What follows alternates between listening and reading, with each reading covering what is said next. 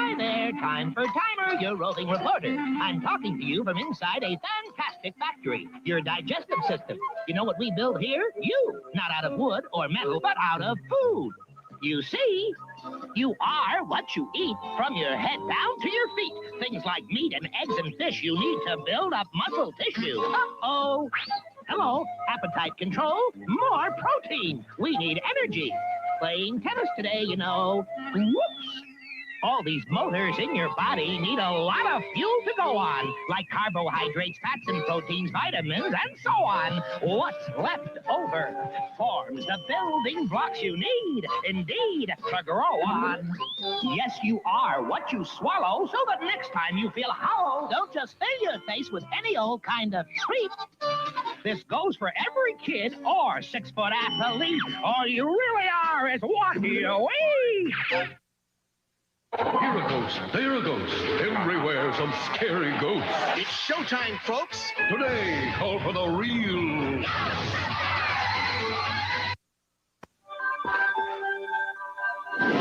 We will return after these messages. Chuck Norris Karate Commandos. Break it up, crack it down, fight forces of evil wherever they're found. Figures sold separately. Location Tibet. Assignment recover stolen microchip. Protecting it was Super Ninja. Hi-ya! First, Chemo stood up to him. Hi-ya! And was downed. Then Reed Smith flew in. Hi-ya! And was grounded. But now it's his karate against mine. Hi-ya! Chuck Norris Karate Commandos. Chuck Norris, Super Ninja, Reed Smith, Chemo, and other figures sold separately. New from Kenner.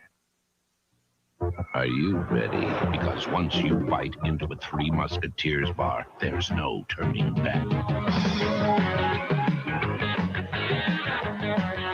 It's so light it lifts you to the limit of chocolate taste, with the center ridged like a chocolate cloud, and coated in velvet, smooth chocolate. Go on, lighten up with Three Musketeers, and let your spirits soar.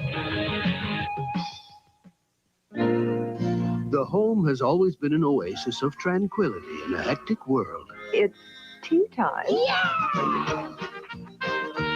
But not with Nerf Indoor Golf. Nerf Golf lets you turn your home into a 9-hole course with some of the toughest holes you can imagine. And with Nerf Golf, it's tough to make a disastrous shot because the balls are soft and safe. Nerf Indoor Golf, the 9-hole golf game with clubs you put together. New from Parker Brothers.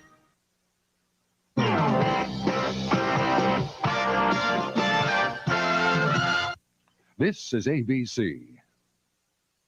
I don't want to grow up. I'm a Toys R Us kid. You just said the magic words, and look what you did. I don't want to grow up. I'm a Toys R Us kid. You'll get the best for so much less, you folks will flip the lid. Crisp, it's new and hot. It's a toy they've got. And the prices are hard to beat. I don't want to grow up. 'Cause if I did, you couldn't be a Toys R Us kid. More games, more toys. It's the world's biggest toy store. Let's go. Tony Danza of Who's the Boss, Monday on Dayline.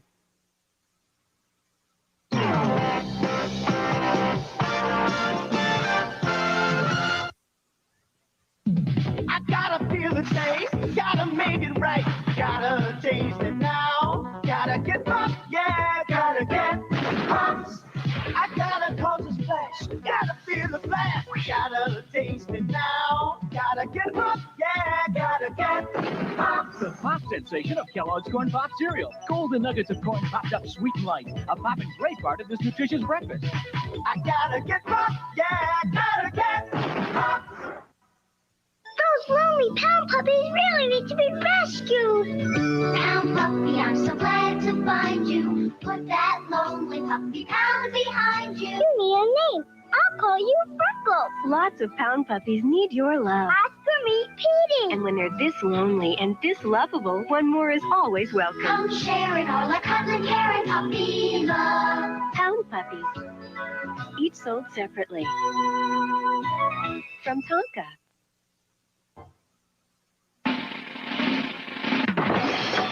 We will return after these messages. He's been tied up, tossed up, warmed up, hung up, and even stuck up. But he'll never give up. Because he's the one and only Brer Rabbit.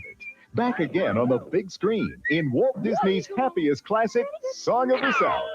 It's hair-raising fun and bear-falling excitement and one honey of a holiday treat. Walt Disney's Song of the South, rated G. Now playing at a theater near you. Check your local newspaper. This is Budball. He can spin. Here comes Katie rolling in. And this is Stewie. Where's he been? The Nerfles. Each character sold separately. So much fun to clown around, change and rearrange around. Yes, Nerfles are a ball to be around. Hey, Bud, what would you be if you had Stewie's ears? What? A bunny rabbit. The Nerfles. You can collect them all. Little characters like Budball, Katie, and Stewie. Each sold separately from Parker Brothers. Around here, the early bird gets the Eggo. Gently put in the Eggo as not to arouse any sleeping taste buds. Cleverly divert its delicious aroma from filling their dreams with crisp golden Eggo waffles. Hi, Dad. What's for breakfast? Nothing. And I can have this? Oh, let go my Eggo. Eggo waffles from Kellogg's, part of this nutritious breakfast. Gently put in the Eggo. Down there, Daddy! Surprise! Hey, what are you doing in my medicine cabinet? I'm the Pump Man, Aqua Fresh for Kids, the toothpaste made specially for kids. My very own toothpaste? Right, I make brushing fun. I've got a zingy taste kids love, fluoride too, and I'm easy to pump and have a neat top. Hey, Pump Man, hide. Here comes my mom. Aqua Fresh for Kids. I make brushing fun. We've got puppies every place. Puppies, puppies. Every breed and every race. At the Puppy Pound. Get your pound puppies today. Come adopt a hound. They're cute and neat and really sweet. And fun to have around.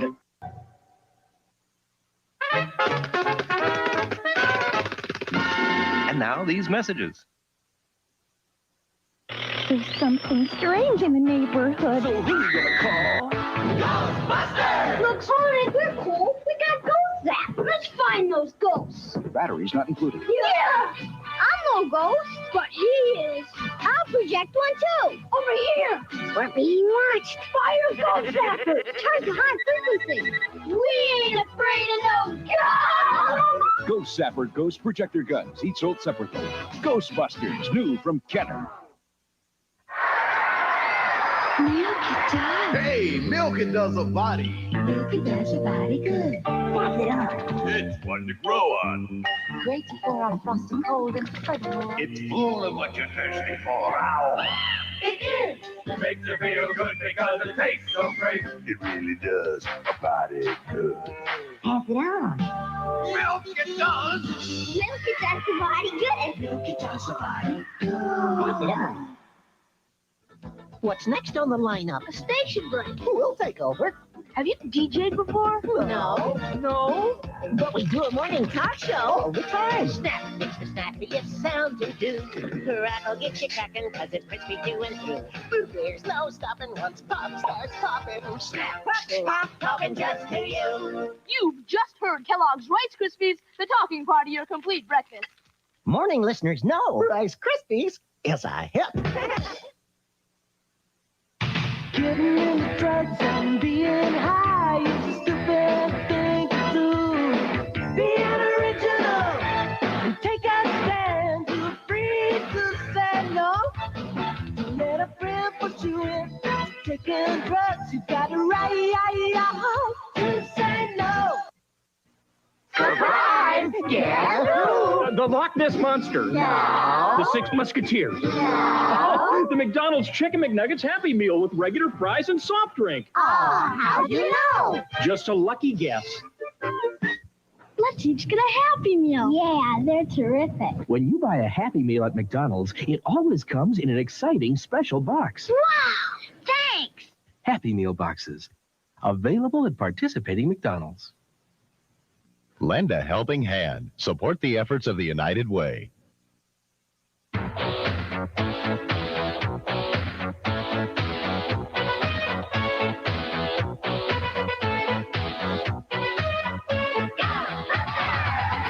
into today's business for more than just business news. For Consuelo Mack, respected news editor and anchorwoman with over 10 years of financial journalism. Texas Monthly points the finger at New York. They claim New York oil traders have sent oil prices crashing. For chief economist Bill Wallman, renowned author, business analyst, and economic commentator. It's going to continue to be slow growth. The buck starts here with today's business. Weekdays at 5 a.m. on KUTV Channel 6.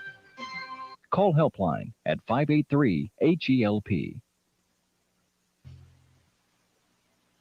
Happy New Year, Charlie Brown. Sponsored by McDonald's. It's a good time for the great taste of McDonald's. It's a good time for the great taste of McDonald's. So how'd you do it? I slipped. He slipped. McDLT everywhere. It was muddy. When he passed and he slipped. This is pretty good. The sun was in my eyes. The sun. Oh, this is great. Are you using this fry? Come on, guys. Give me a hand.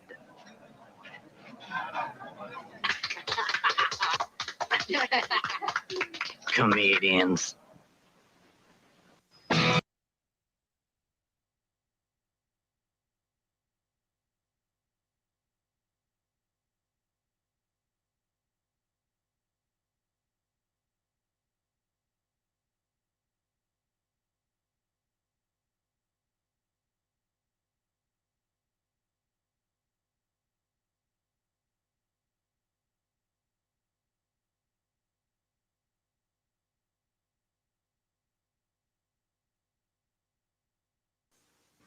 La la la la la la. Bops you up, yeah, bops you up, yeah.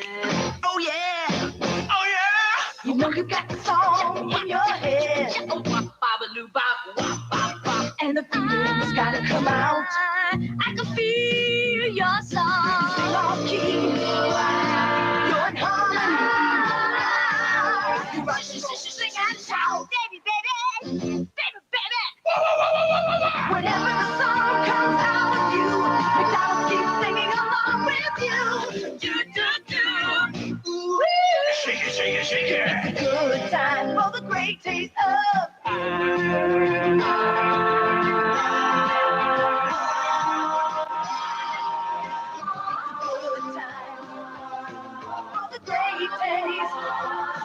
It's a good time for the great taste of McDonald's.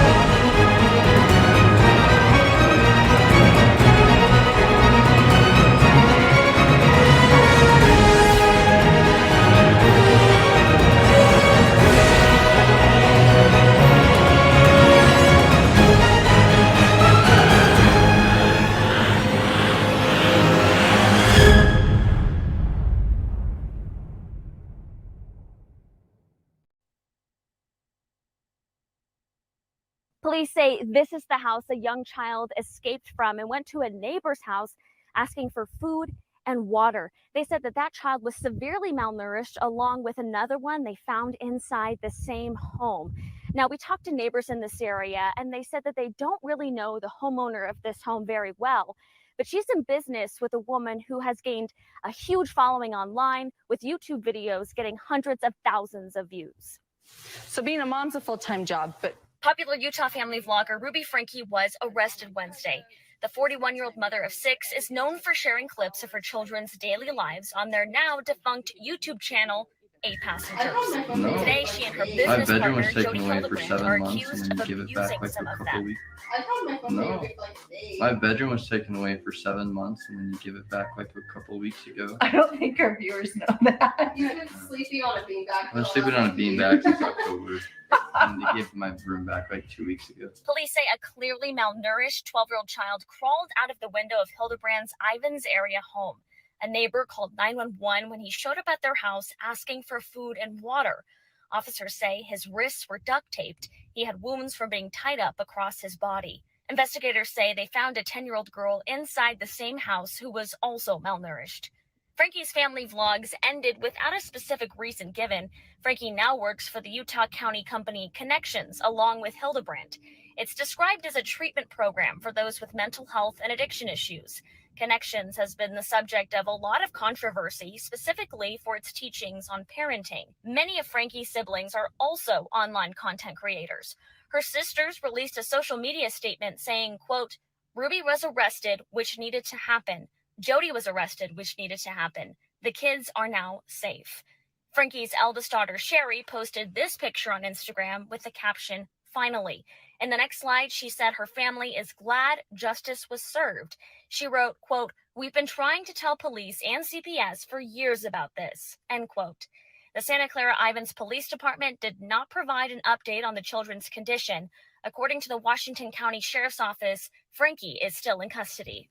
At this point, we know the Santa Clara Ivans Police Department is working with the Springville Police Department on this case. We will continue to bring you updates as we get them, both down here in southern Utah and up in Utah County. Shelby Lofton, KSL 5 News.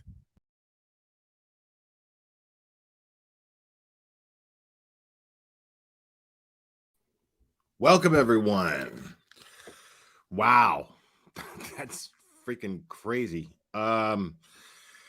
So I don't know if actually let me check something real quick, y'all. But before I do, actually,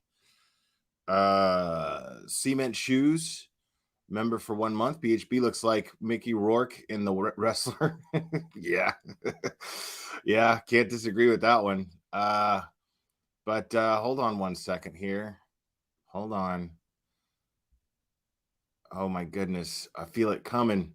Feel it coming. I think we got a super dad. Super dad. I think we got a super dad. Super dad. Super dad. Super dad. Dad, dad, dad, dad, dad. I think we got a super dad. I think we got a super dad. I think we got a super. Okay. Oh, thank you so much, Tinkle Tits McGee. YouTube people. Yes. Thank you. Appreciate it. Yeah, let me look into something real quick here. Let me see if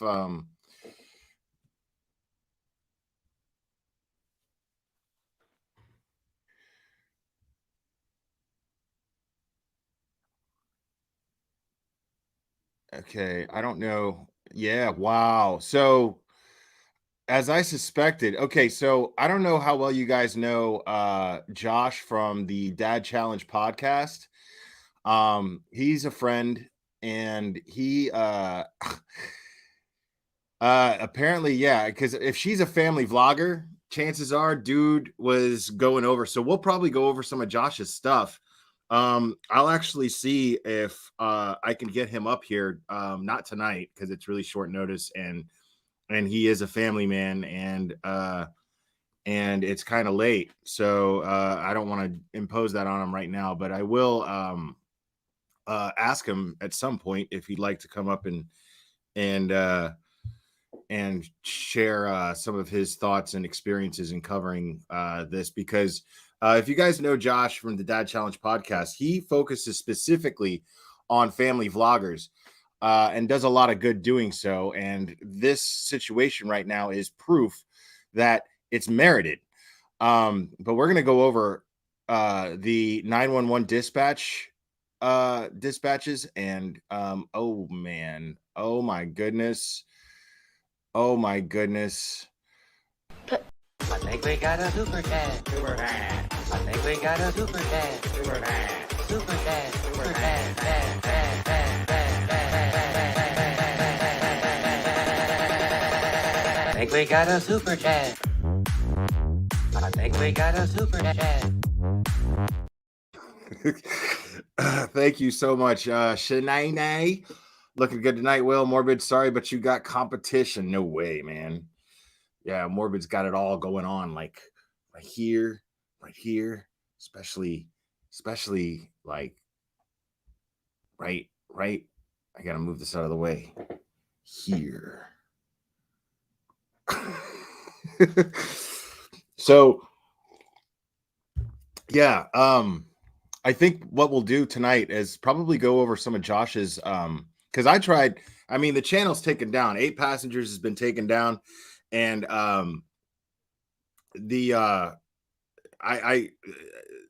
would love to go over some of this stuff that she does, but it's too late.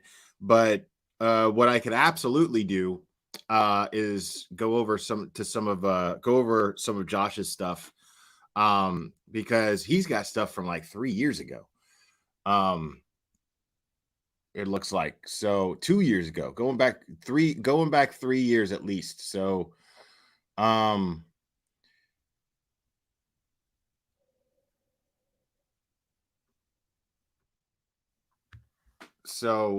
all right, I got that all set up to go over, but what we are going to do is go over the 911 dispatch stuff.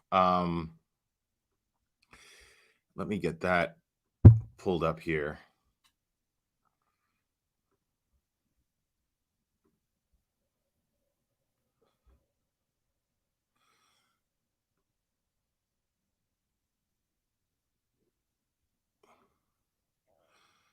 And I don't know, hold on. I don't know if I could play it. Cherry's going to have to email that to me again. Email it to my private email, please, Cherry. Maybe that'll work. Because I don't think, let me see if, well, actually, no. Looks like I can, never mind. I can play it, looks like. So let's go over that. Let's listen to that real quick. 12x11, 12x4, if you can back on a child abuse.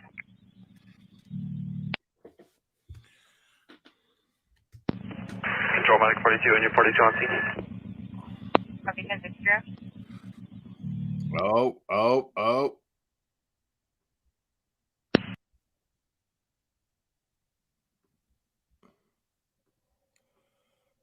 I think we got a super cat. Super cat. I think we got a super cat. Super cat. Super cat. Super cat.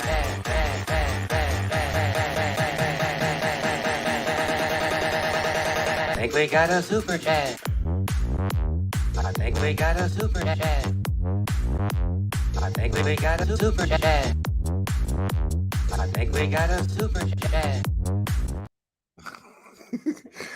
Chris Buster, thank you so much. I just wanted to see the super chat dance again. Well, there you go. You got it.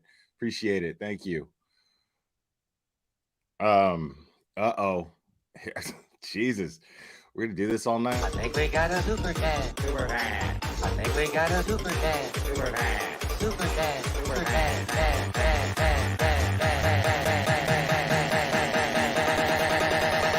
I think we got a super chat. I think we got a super chat. I think we got a super chat. I think we got a super chat. Super chat. Oh my goodness. Scarlet Summer, thank you so much for the super sticker. I appreciate that. All right, let's hear this. I don't have like any like subtitles, captions, nothing like that. So I'm gonna try to discern this as best as I can.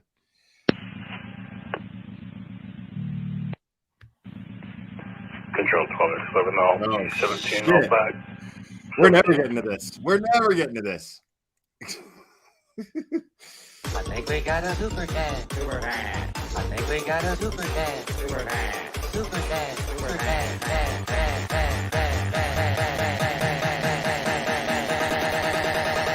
I think we got a super chat. I think we got a super chat. I think we got a super chat. I think we got a super chat.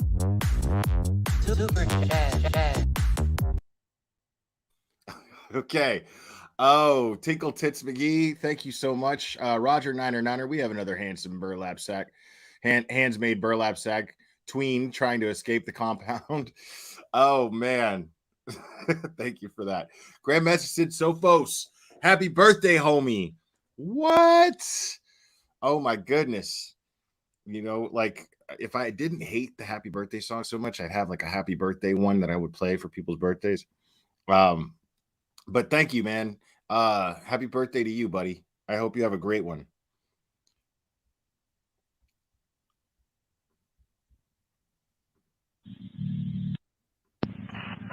Yeah, boy, this is where he said a 12-year-old male showed up with tape around his legs, thirsty, asking for help, said he was afraid, asking for police. 12-year-old male. Copy 17. With thirsty. 7 Alpha, 17 as well. 10-4. 101 to back. 10-4. 10-4, you can show me 17. 10-4, he gave the name of Russell Franke, unknown date of birth, or he did give us a date of birth, but I'm not showing any Russells and Stillman. I'll keep looking into that. The RP said he left through the porch of the neighbor's house.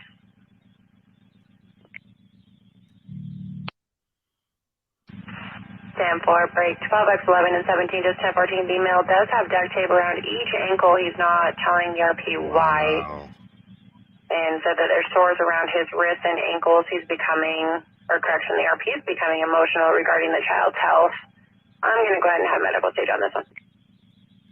Wow. Copy. Can you imagine?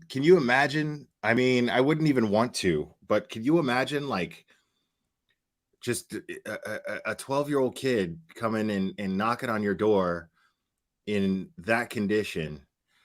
Of course that man is emotional. Wow. I can't imagine that. That neighbor's a hero, man. That neighbor's a hero. And apparently this has been going on for a long time. As you heard in the news clip, these neighbors, apparently they've been trying to get CPS and law enforcement involved for years, and they've done nothing. And I have my suspicions on that. We could speculate on that, but let's continue listening.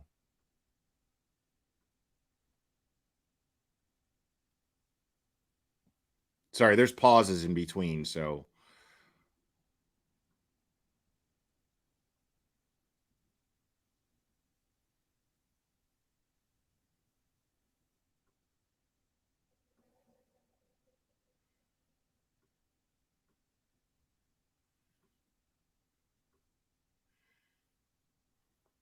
What in the? Hold on.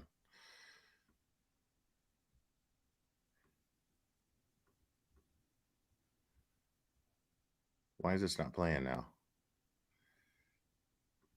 12XO. 4, break 12x11 and 17, just 1014. The male does have duct tape around each ankle. He's not telling the RP why. And said that there's sores around his wrists and ankles. He's becoming, or correction, the RP is becoming emotional regarding the child's health. I'm going to go ahead and have medical stage on this one. Copy. 1X4323.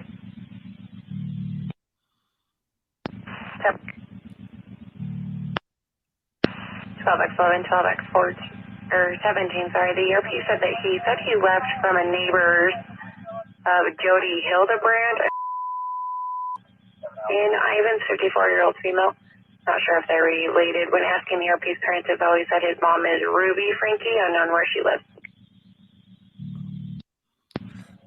Copy. 12x11, 12x17.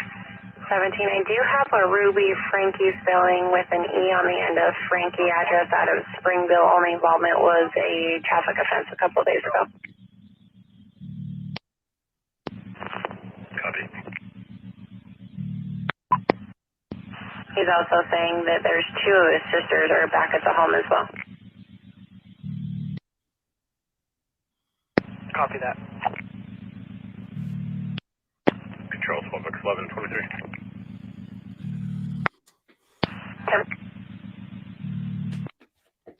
Tolex 11-12-5, will you give me a 21?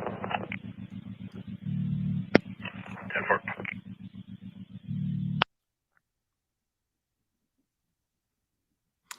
Control 6 Delta 3, will be 82 if 1-2 now. Copy 82, 1057. This is crazy. Control 12X17. Go ahead. Do you have an address for that, Jody? Sandbar 8.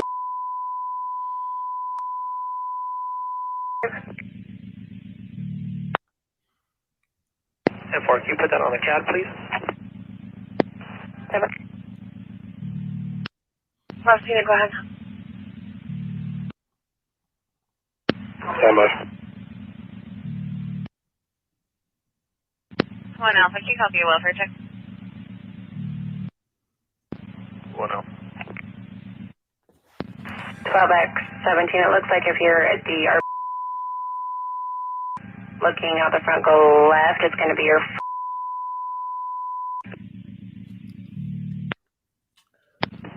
Copy that, thank you. Copy.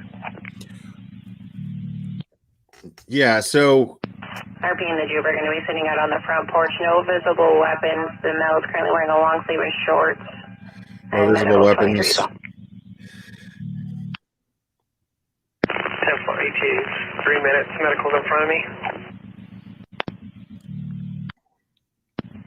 Control 428, you can assign me that custodial, I'll be 21. 28, thank you. 10-4, I'll send you Jody's 27 as well. Copy that. 312, control 1036. Go for it.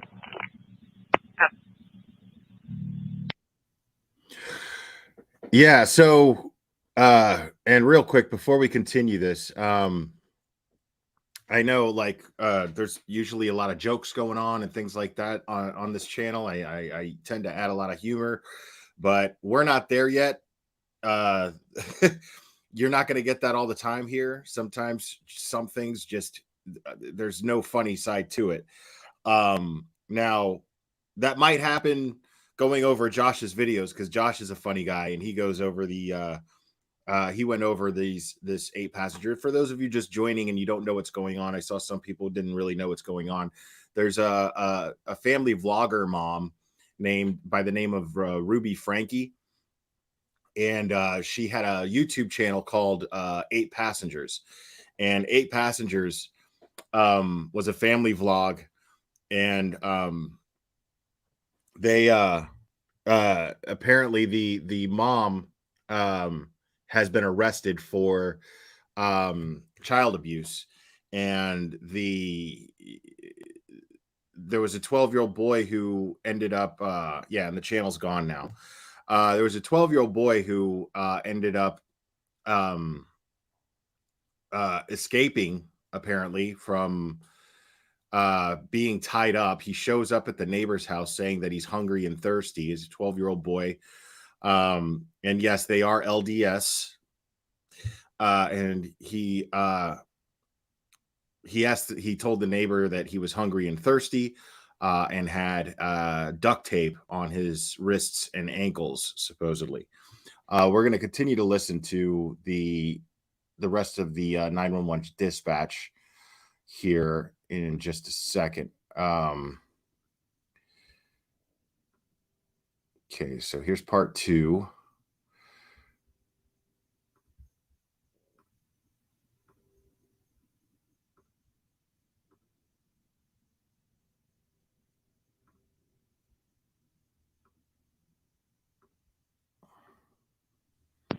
Call X 511. Go ahead. Hey, 314, the wounds on his leg are pretty good. 10-4.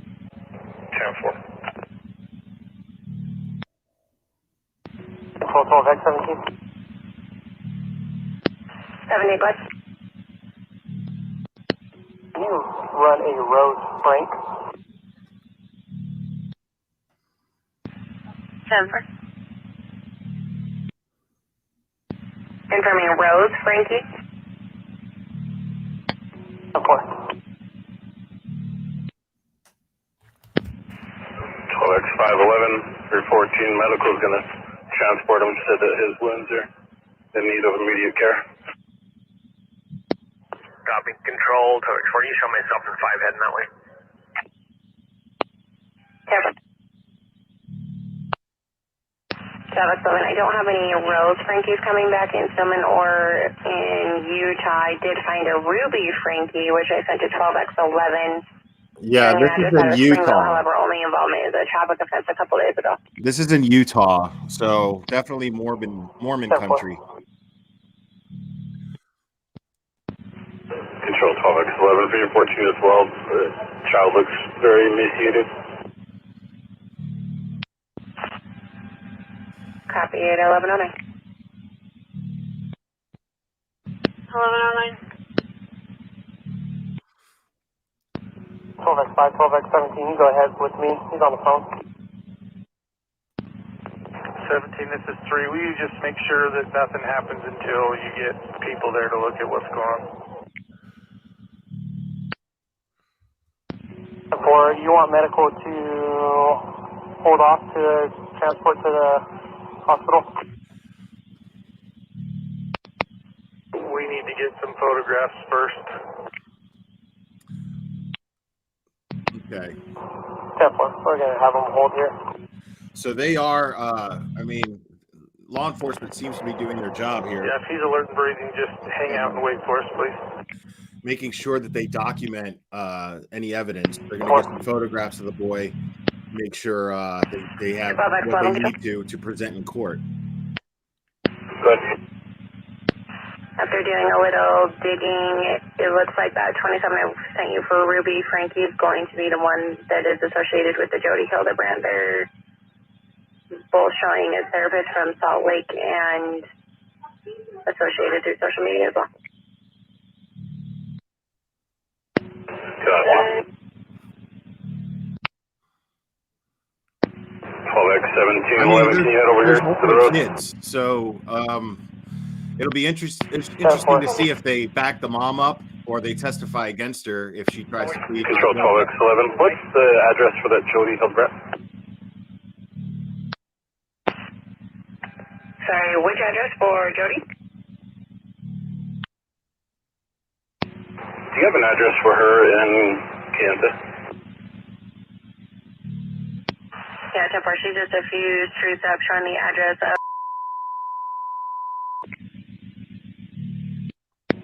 Copy. If mom really is Ruby, I threw her 21 in the call as well from her 27. Control 12X11, does she have an address in Springville? Yeah, 10-4, she's showing up in Salt Lake per her Facebook. Her and Jody both are therapists showing addresses up or locations for their work up in Salt Lake as well. Copy, yeah. 10-4, that's going to be the mom. Looks like we did have an involvement with mom on the 25th of this month. It was a traffic offense in a white Honda. Also in the 28 year cat as well. I wonder what the traffic offense was. It's probably just speeding or 12X11, triple I is going to be negative on mom. I threw the 28 in the call as well. Complete stop at a stop sign. Who knows? Thank you. Control, about what time did this get called in? The call was created at 11:02. 10-4, thanks.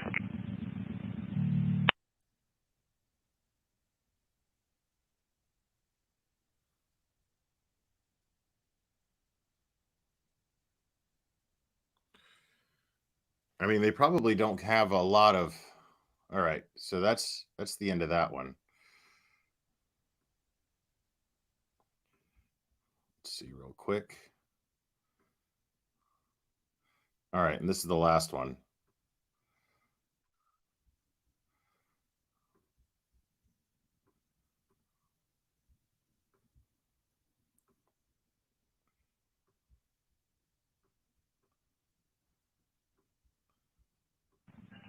X 11. I think I may have found Dad. Also a Kevin Franke address out of Springville.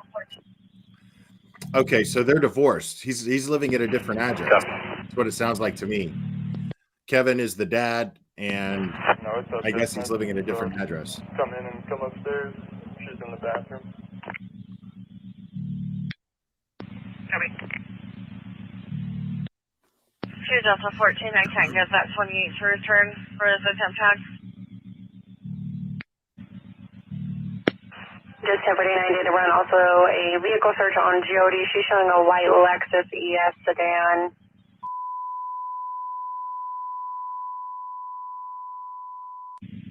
Okay, divorced since January. So those of you who are asking, where's the dad? Well, 12 the dad 1711, that's going to be there. She's was the one that pulled up next to me on the road. 10-4. Control 12X11, can you hold there? We're searching the house. 12X11, goodbye. I'll use the channels clear for emergency traffic control quick. So dad has the kids now. Control 6 Alpha 1082 is that female? Yeah, who's Jody? 6 Alpha, copy 1145.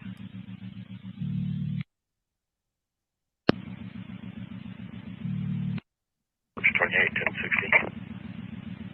428, go ahead. Victor 108, Papa Romeo. Going to be parking lot of Maverick, 100 East Nick. 10-5.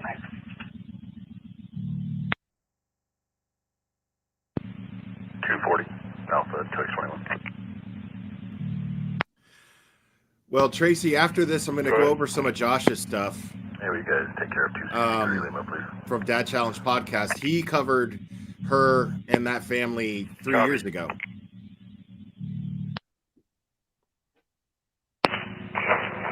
Holman, you have 3 and 1 that are coming up behind you. 2X12, control 1036. 10-4.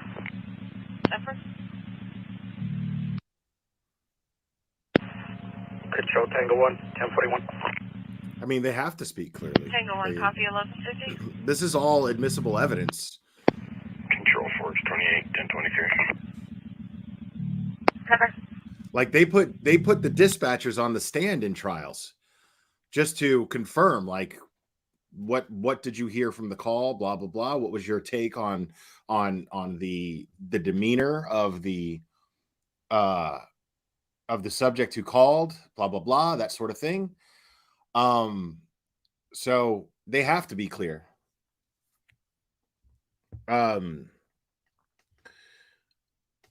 So let's see what Josh's take on this was 3 years ago. Because I knew I heard this name before, and the only way I'm going to hear a family vlogger's channel name is if I'm in Josh's chat. Everybody, welcome to the Dad Challenge Podcast. I am back for another video. And today we're talking about 8 passengers again. I've done a couple of videos about them in the past. But after my video with Sloan, I just got to thinking about like how I hate when people are bullied and how it happened to me as an ex-pastor, how like I told you about my homemade church would send a high-priced lawyer after me. And it's kind of scary and you can't fight it because you don't have a lot of money. And so I wanted to figure out a little bit more about this family. So I wanted to dive a little deeper. I found a couple of Reddit sites. I found a couple of videos I watched, and I'm just want to uncover a few things, but let's recap everything before we get into it. Okay. So here's Ruby, and Ruby is kind of although she didn't start this whole family vlogging. Okay. Now this is from 3 years ago, this video. So network of crazy Mormons. She is the biggest one of them all. Okay. And make sure so if you didn't know anything about you, Cherry's dropping links. There's no YouTuber that has a better insight of this case than Josh. So, because like I said, he's been following her for 3 years and he's been calling her out for 3 years. So or at least 3 years. So make sure to sub up to Dad Challenge Podcast. Cherry's dropping the link in chat. So take a second, go over there, click on that. And if you want more details on this particular case, Josh has already done 3 lives on it, I think. So 8 Passengers, we'll start there. 8 Passengers has 2.4 million subscribers, which is insane, and still can't afford a logo because this is their logo. Like, I've offered before and I'll offer again. 8 Passengers. So Josh basically, just so you guys get a little insight, Josh basically does what I do. He does it with family vloggers, though. Like what I do with Tragedy Pimps, Josh does with family vloggers. Basically, same concept.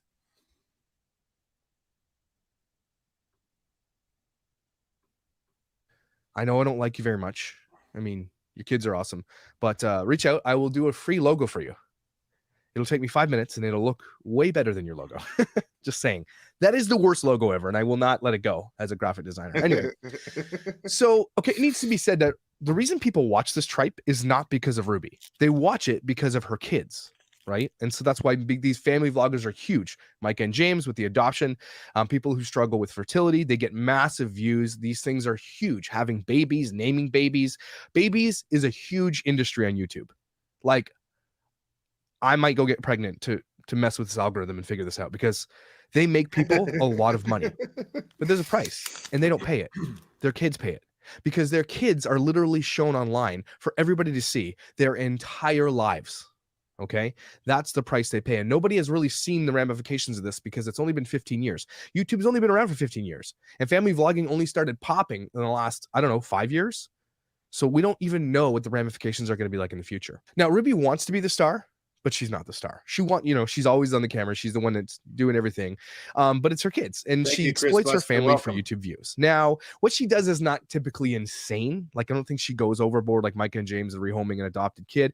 But she's literally crazy about her punishments and her parenting style. She treats her kids like tenants and not like kids to be protected, right? Some of her videos she talks about like, this is, this is your room, I let you stay in, and she takes their stuff because they didn't clean it up and she sells it back to them, and like just some crazy stuff. Like as parenting goes, there's not much to judge there. She's not doing anything crazy. The way she's talking, it just means that she's different, right? So I don't want to like diminish the things that she says, but I don't think.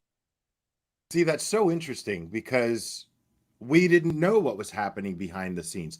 Josh did not know what was happening behind the scenes. He's just calling out the strange behavior that she puts out there for the world to see, which goes to show how little we know about how people are behind the scenes on YouTube. Now, normally it's none of our business.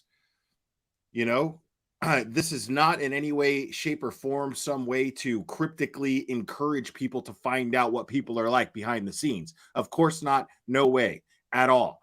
But what I'm saying, though, is this is interesting because here Josh is still giving her the benefit of the doubt as a mom and still thinks she sucks. But at the same time, he's like, she's not really doing anything crazy. But now with what we know now, she absolutely was doing crazy shit.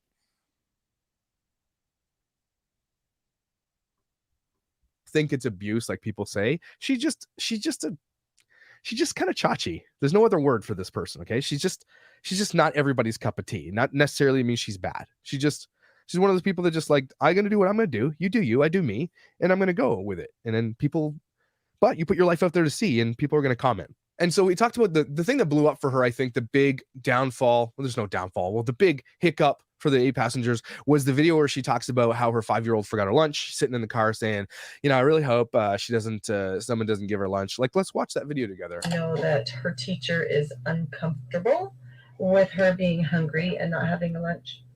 And it would ease her discomfort if I came to the school with a lunch. But I responded and just said, Eve is responsible for making her lunches in the morning. So the natural outcome is she's just going to need to be hungry. The audacity of this lady. Wow. Like, I know this is what did it. And at first I wasn't I was like, it's not such a big deal. But she's saying here, the teacher reached out to me and said, look, we're concerned she's not eating, everybody else is eating. she's probably hungry, and she's like, well, I responded Yeah. to her and said, well, that's just too bad. Yeah, Calamity Jade. I think I know that word too. I'm quite certain that I know that word. Let me think. Oi, cunt.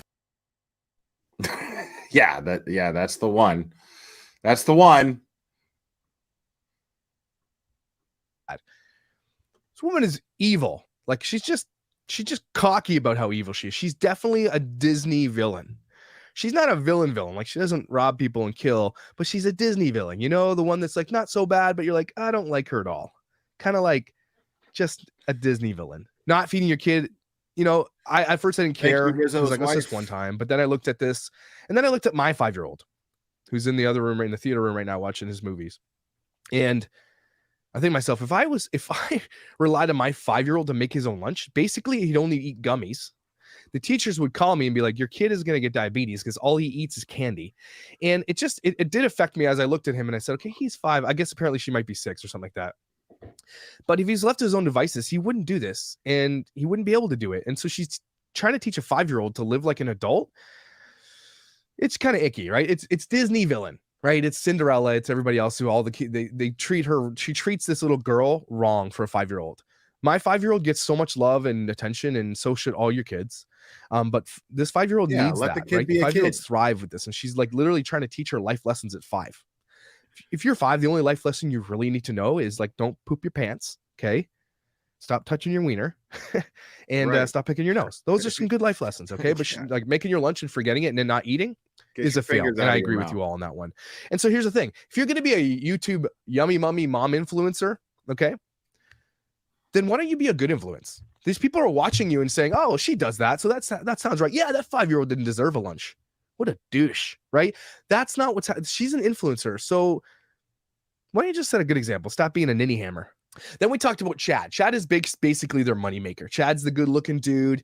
He's 15. The girls love him. He's outgoing. He's funny. And Chad is their main draw to their channel. As soon as Chad leaves for university, this channel is gonna fall apart. Like soon as apparently Ruby said that she doesn't want any of her kids living with her when they turn 18. And I don't know if you knew this, Ruby, but that's the reason you make money. It's not your husband who's on there for like 2 videos, who only comes out when he needs to, mitigate disasters that you've created. What are you gonna do with your cash cow, with your meal ticket, which is your kids? Well, like, what are you gonna do without them? It's your kids. They watch it for your kids. I mean, that's the thing, is what Josh points out, like the essence of his entire channel is basically calling out parents who, in essence, pimp out their kids. Like they pimp them out. Like he calls out these parents. I've seen him call out parents who document taking their daughters for their first tampons, and documenting them trying on new shoes and socks and things of that nature. And then he's going into looking at some of the subscribers of these channels and the kind of content that some of these subscribers actually look at. And it's disgusting. Like, some dudes are subscribed to these channels just to look at kids' feet. Yeah. So, and Josh points this stuff out. What Josh does with his channel, what the Dad Challenge podcast does, is extremely important. And this situation is absolute proof of it. I think there was one behind me there for a second. So Chad is let's talk about Chad a little bit. So he did this video here where he's talking about how he has no friends. Ruby's sitting there playing with her fake eyelashes. I just can't, it just bothers me, those eyelashes. And he's talking about how he has no friends, but he's saying it from a point like he doesn't have friends because he doesn't make friends. He's saying, I don't want these friends in my life because these insane Mormon standards that they have to live up to. They're fundamentalist Mormon people. Okay. Oh, we're going to get into that really again a little bit later. So Fox News just interviewed DCP. Really? They interviewed Josh. Cherry, if you could see if you could find that for me, I would be extremely grateful to you. I would really appreciate it. Because I'd like to see that. Like, Josh is so funny, dude. Like, he loves like doing true crime, even though he just doesn't do it really. But like when it came to the I think it was the Gabby Petito case. When it came to the Gabby Petito case, like he totally Forrest Gumped the shit, right? He's just sitting there going, "Yeah, I don't do real crime." That's why I hashtag real crime on a lot of these, because Josh didn't even know the term. He didn't know the term true crime. He was like, "I don't do real crime," or whatever it is, and and he Forrest Gumped the whole Gabby Petito thing and fucking kicked ass. That's why I say Forrest Gump, because he went into something not knowing dick about how to do it and just fucking kicked ass at it. And he ended up he was featured all over the Peacock documentary on Gabby Petito, just from his coverage of it. It was fantastic to watch. I was super proud of him. Later about how, why are these channels Mormons? What? Why? And so he lives this in a fundamental Christian lifestyle, which I grew up in too. I know what it's like, right? But he's a normal teenager with normal teenager issues, going through puberty, he loves girls. But Ruby treats him like he like killed a man.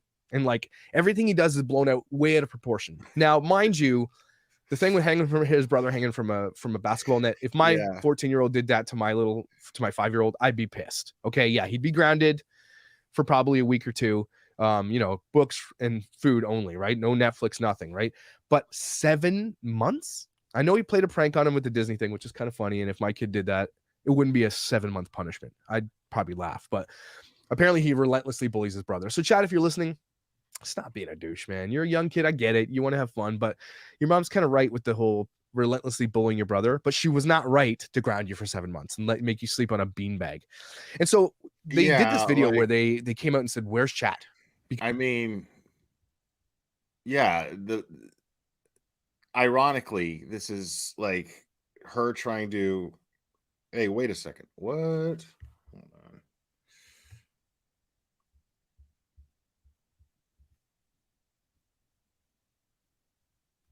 Oh, gross. Rotten Ralph, I'm sure that was an accident. Katie, be careful with that timeout.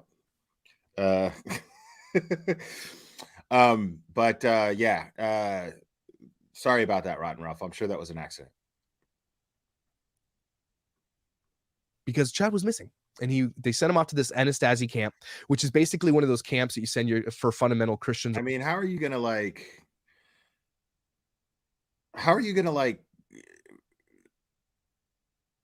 abuse these kids and punish one of them for bullying? It makes no sense. Or Mormons, where you send your kid to be scared straight or whatever it is. It's a behavioral changing camp. And I do believe it's a conversion therapy camp for gay people too, which is like, that's another video. Stop doing that. Okay. Like as a person who is conservative, was a pastor and a Christian believer, conversion camps are a fail. Stop doing it. And we'll do a video on that another day. But they didn't tell us the whole story. So we don't know exactly why he went there. Behavioral issues for sure. I think there's something with text messaging and some girls and all that stuff. And that can get now the whole thing, like, I want to be very clear about something as well, because I see a lot of comments and a lot of opinions over being Mormon and the LDS church. I get all that. Latter-day Saints being what that is. Whoa. Okay. Katie's sitting on her phone. She needs to knock that shit off. Okay, Rochelle, stop. Like, hold on a second. Let me take care of something real quick. Because I don't think she realizes she's doing it. So just for the meantime, I'm going to have to take K. Rochelle's wrench for now, just because I think she's like butt timing people out. So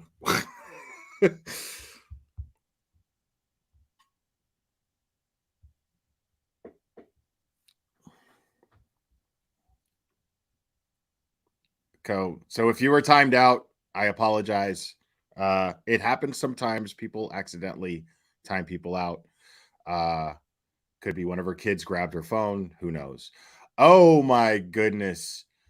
Oh my goodness. I think we got a super chat. Super chat. I think we got a super chat. Super chat. Super chat. Super chat.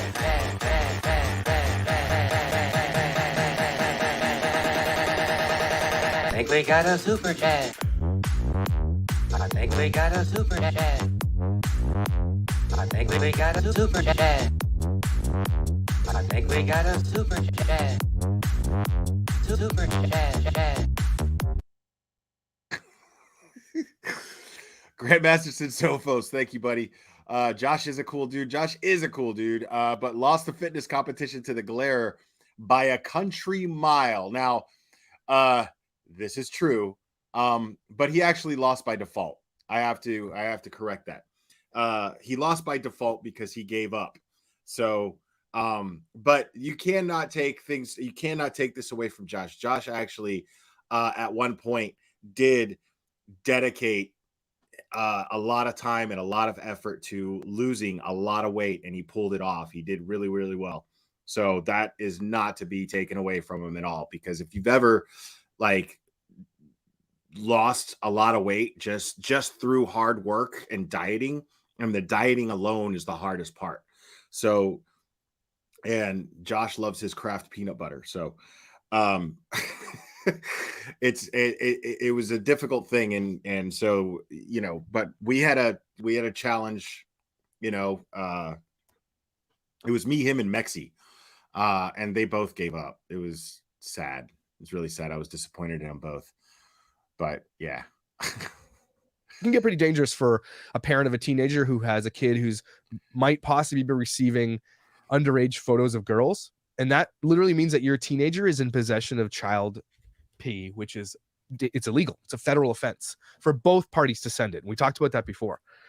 So I get that needs to be a serious conversation and a talk. And if he's unwilling to relent on that and he just doesn't matter, then maybe that's all they had to do. So I can't say what they did was wrong, but getting back and then grinding him for another 7 months, I don't know. It just felt like overkill, big time overkill. And so whatever this guy does going forward and makes a mistake, these damning punishments don't seem to be working. So maybe you need to figure something else out. And that's something I learned in therapy with my kids. It's like, look, grinding them for 2 weeks, 2 months, whatever it is, it ain't working. Figure something else out. And it is hard as a parent of a teenager who has behavioral issues. I do get it.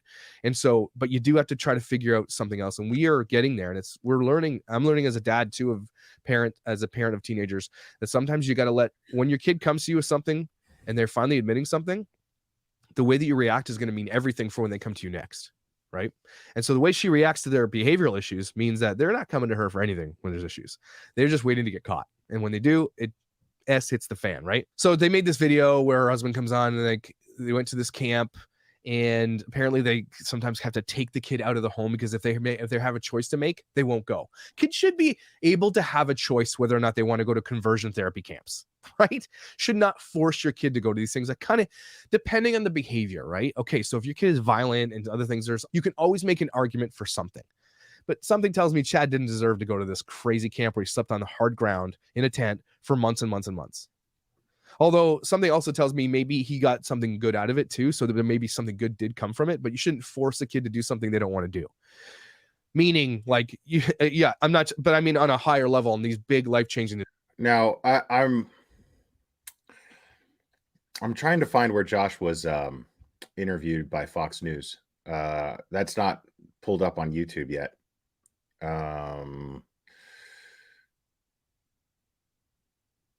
Let's see.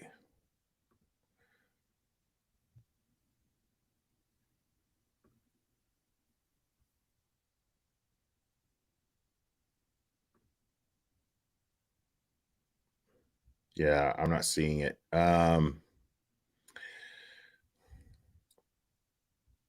okay. All right, let's see if he goes over anymore.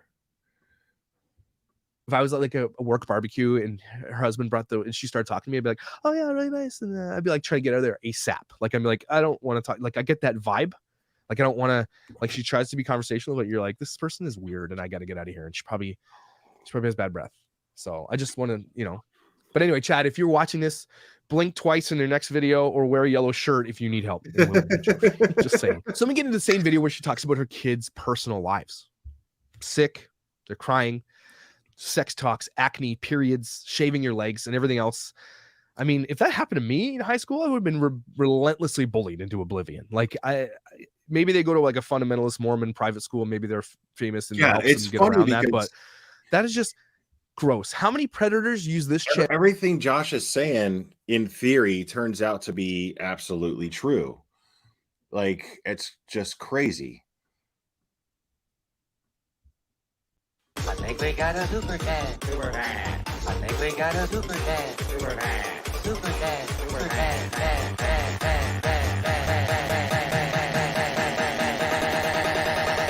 I think we got a super chat. I think we got a super chat. Love is a 4-letter word. Thank you so much. First live stream for me. Loving the good vibes. What is Josh's channel?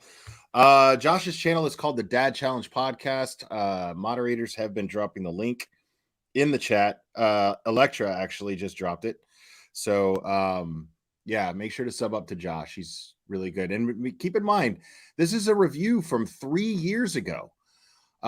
Josh reviewed 8 Passengers 3 years ago. Channel is their preferred place to go to watch this stuff. That's the grossest part about this. Predators are watching this. Your little girl shaving her legs in the bathtub. It's gross. Shopping for bras. I will never, ever, ever condone the personal things. If you want to talk about your kids in a family vlog to a degree where you're like, here's what we're eating. Cool. Here's our favorite snacks. Thank you. Love is a 4-letter word. Little Welcome. Tyke learns to ride a bike. Cool. Glad you're here. Thank you. But exposing their most personal things like puberty and sex talks and all the trouble they get into in their behavioral issues should be a no-go from here on out. Like, let's make that not a thing anymore. Let's say, hey, you know that video you put out where you talk about your kids? That's not cool. Like, let's not watch that. Okay, so that's probably what you have to do. And so one thing that really gets to me and a lot of people is that it's not that she's terrible at what she's not done anything reprehensible, like beyond like cancelable as far as I'm concerned. I don't think they need to be canceled. I just think she needs to dial it back on the crazy invasion of privacy on her. Keep in mind, this is before we knew any of this. This is, I mean, here he is saying, I just think she needs to dial it back. I don't think she needs to be canceled. None of that. You know, he's being more than fair. And when it comes to, I mean, it turns out that what she needs is to be arrested. She needs to be charged with a crime, which is crazy. I don't think Josh saw that coming. Or maybe he did and he didn't feel comfortable mentioning it. Maybe I'll get Josh on here. I'll see if I could get him on here and ask him some of these questions and let you guys ask him some questions as far as what his real vibe was of this channel. 8 Passengers on her kids. But what people are pissed about is she just doesn't want to acknowledge that anything she's done is wrong. And so she's sitting in the top of the world in this 2.4 million subscriber YouTube world where she makes a lot of money. And that was 3 years this ago. Is everything. He makes tons of money, and so does her family. And she says, no, what we're doing is right. We've spoken to psychologists. When we sent Chad away, the first thing they did was take his bed away. So must be cool to do that. Like, come on. Conversion therapy is like one of the hardest things that any kid should never go through, but they go through. Conversion is meant to be like the worst thing ever. So she's like, well, they did it, so it's cool that we do it. No, why is the worst thing you could do to someone cool so you do it? I don't get her logic there. I didn't anticipate all the upset. However, listening I started this thought. I started this thought before, and I want to be very clear. I saw that there was people saying very negative things about the LDS church. And if you belonged to the LDS church or raised in it and grew out of it, you have a right to any of your opinions. Absolutely. But I don't think that it reflects necessarily. I don't think that it necessarily reflects the entire church or anybody who belongs to that. I think everybody has their own right to adopt any faith that helps them be good people in life. But if you, on the other side of that coin, if you adopt a faith and use it as an excuse to treat people like shit and be a shitty person and hurt people and get away and use it and get away with being a shit bag, well, then yeah, that's not okay at all. But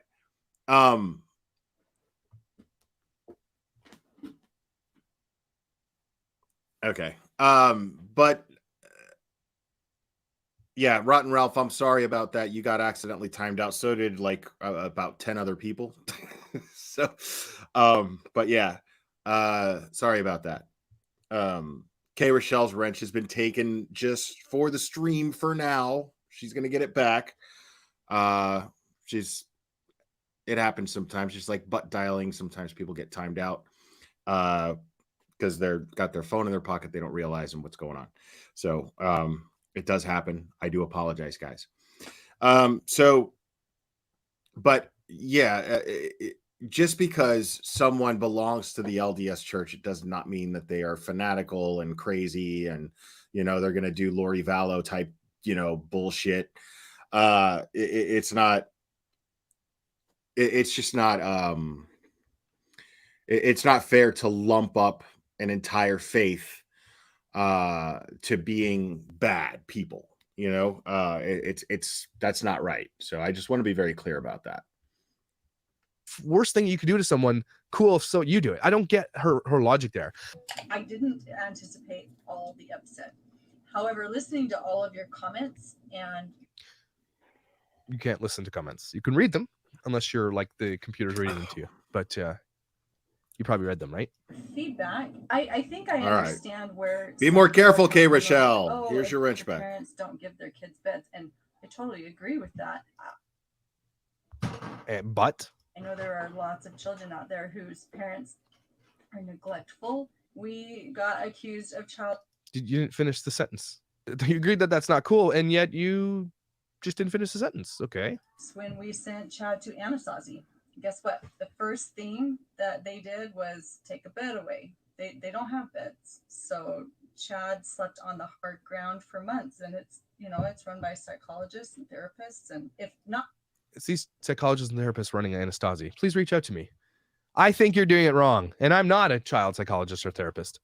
You think that taking a kid's bed away and making them live in the wilderness is good? I'm not sure of the success rate. And if any parents out there have ever sent their kid to Anastasia, or if there's a kid out there who's gone to this camp, reach out to me because I want to talk about this camp a little bit more. Having a bed was psychologically damaging, then they wouldn't have suggested that. You're dumb. Sorry. That's dumb.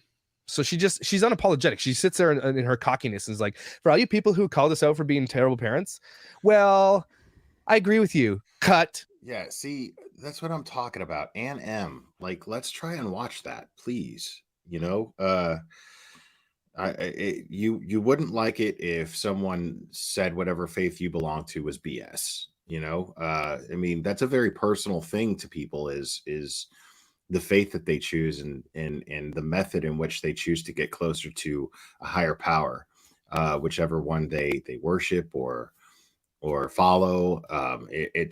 You just have to be that's something that I'm very passionate about, because I'm not going to go around. I think that there's Pentecostals that are wild, but I'm not going to call the Pentecostal faith bullshit. I'm just not going to do that. I know good Pentecostal people. I know good Mormon people. I know good Mennonites. But she didn't cover the issues. She only covered like the glaring issue, but not the other ones. She just doesn't care, right? She's like, whatever, I'm too big for this. This brings me to the crux of this whole video, is that she just gets to use her wealth to shut down any dissenting opinions by using high-priced, expensive lawyers. And I've Googled who their lawyers are. No one is going to tell me who they are. I've reached out to everybody. No one wants to talk about it. Okay, so as I was doing this video, I got a message about who their lawyers were. And it's Laveley and Singer, attorneys. And they are, let's go to their profile. Professional Corporation, one of the world's premier talent-side entertainment litigation firms. These lawyers are some of the best in the industry. There's literally a Vanity Fair article on Marty Singer, who has like, oh my goodness, they've got, let's go here. Hollywood lawyer Marty Singer can make any problem go away except Bill Cosby's. That's what the Vanity Fair throws. So this guy was he represented Bill Cosby. So if you got to go to a lawyer who represents Bill Cosby, who everybody knew was like the grossest person alive, you know that this guy's a shark. He knows his onions. He's probably one of the most prolific entertainment lawyers in the world. He's got Vanity Fair writing about him. A ballroom full of household names: John Travolta, Scarlett Johansson, Charlie Sheen, Jonah Hill, will swear there's no one in Hollywood like Marty Singer. Holy cow. This is why people don't want to mess with this dude. This guy looks straight gangster. I wouldn't mess with him either, but I'm Canadian, so they can't send me a letter. Well, they can send me a letter, but there's nothing they can do about it. So you get a letter from one of these guys from this firm, I get why you're scared. And so that's kind of what the crux of this video is all about. You're talking about this high-priced lawyer firm that probably $1,000 an hour represents some of the highest paid, most prolific actors in the industry. And this family vlogging channel is using them to. Yeah, and you're welcome to your opinions here, just but I'm also not trying to I'm not trying to spark a religious debate in the chat. So let's just try and stay on topic here. Just for the sake of staying on topic. To scare the crap out of everybody else. I think there's other YouTubers out there who have got these letters and they're just not messing with it. They're not messing with it. And so this is crazy. But let's take a deeper look into the network of this family. Okay. This isn't just Ruby and her non-existent husband with a phone making millions. Let's dive in. Okay. So first we got the matriarch, which is Grandma and Grandpa Griffiths. I'm gonna read off this page here. Basically, she makes delicious looking food and talks like she's speaking to a 2-year-old who won't listen. She has 164,000 subs and over 14 million views. Like, I didn't watch any of her videos because I don't want to, but like, those cookies better be good for that price. Okay, she makes a lot of money. She's probably retired, Mormon, obviously. Then we have Ruby and Co. 2.4 million subs, 1,126,000,000 views. Wow. If you don't think that that's worth protecting with a high-priced lawyer, you're wrong. That's why they have this lawyer. They can afford it. And that's a lot of money made off the backs of her kids. And so, fake eyelashes and ugly clothes do not attract that many viewers. Sorry. So then we have the Griffiths life. I didn't watch it because it looks super boring. But they have 62. This is very telling right here, what he's talking about. So this family vlogger, this Ruby Franke, this family vlogger is probably going to employ this attorney. She's probably going to fight the charges and employ this attorney. Don't be shocked and surprised if he gets her off the hook. Don't be shocked and surprised. That's all I'm saying. Because she clearly, and this was 3 years ago. Who knows how much her channel has grown since? So, if she's hiring that lawyer back then to take on YouTubers, I mean, just imagine what she's going to be able to do and what she's going to, I mean, somebody, especially somebody with that kind of entitlement, when you think about it, a woman like this who feels entitled enough to punish her kids by putting them out in the wilderness, starving them, or depriving them of a meal. Anybody who feels this entitled, then you gotta you gotta expect that they're probably not going to take accountability here and plead guilty. They're gonna hire an attorney who feels confident enough to get her off of these charges. 63,000 subs and over 4 million views. Now, this is Ruby's brother, and that's his claim to fame. So he puts in his title like Ruby's brother. Okay. Cool. And that's why it's crazy. You just mention that you're part of their family and you can make money on YouTube. It's just, this is how powerful this family is. We're kind of uncovering this and the puzzle pieces are falling together. Then there's the Daru crew. 210,000 subs and 40 million views. Now, a cursory glance shows these people to be the most vanilla Wonder Bread people ever. Just super scripted, super fake. It's blah. It's like, oh yeah, it's nice. No, it's not. Oh, you're like, oh yeah, this is not something I'd ever watch. But when you eat something at a friend's house and they didn't put any like spices or salt on it, and you're like, oh, thanks for this, and you're eating it, and you're like secretly like, I gotta get out of here, and you're gonna like stop and you're like thinking of the Baconator you're gonna get at Wendy's on your way home because you can't be rude to them because they made you dinner, but they don't know how to cook and they didn't use salt. Like salt and pepper, people. That's all I'm saying. Then there's Ellie and Jared, and this is their opening video blurb. Welcome to the greatest video on the entire internet. Do they all share a same music account? I hate that style of music. Stop with the Oh, gee. They all have one subscription to this account wherever they get the music. And Wow, share it. this And is that's legal. crazy. I don't know if you knew that. You have to license that stuff properly. Anyway, they're boring, and I'm not going to watch their videos either. Okay, so I just looked up 8 passengers on Social Blade. I've never seen graphs like that on a channel. But I'll share that as soon as this video is over. Then we get into Bonnie Helloing. I don't know how to say her name. She's the 3rd biggest channel next to Ruby's franchise, which is 1.34 million subs, 736 million views. The same tripe. It's fake eyelashes and exploitation of her kids for views. It's super boring. I don't know why. Why do people watch this? What am I missing? Like, I like to think I have good taste in what I'm watching. Why do people watch this garbage? It's not funny. There's no jokes. There's nothing. What is it here that people are watching? Someone in the comments, please tell me why you watch this stuff. I have to agree with him. I just don't get the appeal. I do not get the appeal of family vloggers. I don't even get that. Sometimes I can't even watch Josh reviewing it because I'm just like, what the fuck? And Josh makes it tolerable, to say the least. To say the least, he makes it tolerable. And a lot of the times he's just fucking plain hilarious. But it's like sometimes I'm just like thinking the same thing. Like, why the fuck do people watch this shit?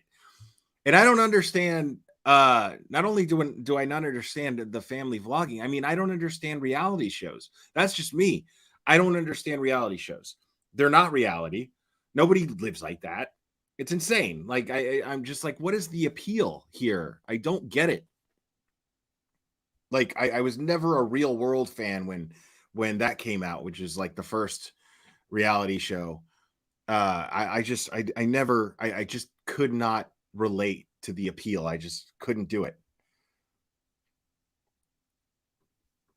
And so there it is. If you don't think this family has YouTube clout, you're dead wrong. Okay.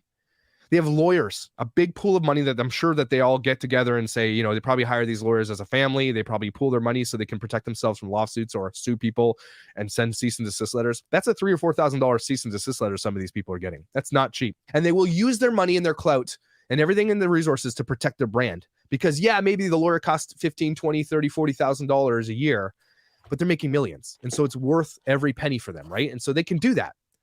And so all told, this family has a combined 57 million subscribers, 2,803,000,000 views. Now you see why people shudder when they get a cease and desist letter from this firm, this crazy expensive firm that Hollywood elites use. And so here's what it is. It's not worth it for small time YouTubers to fight this.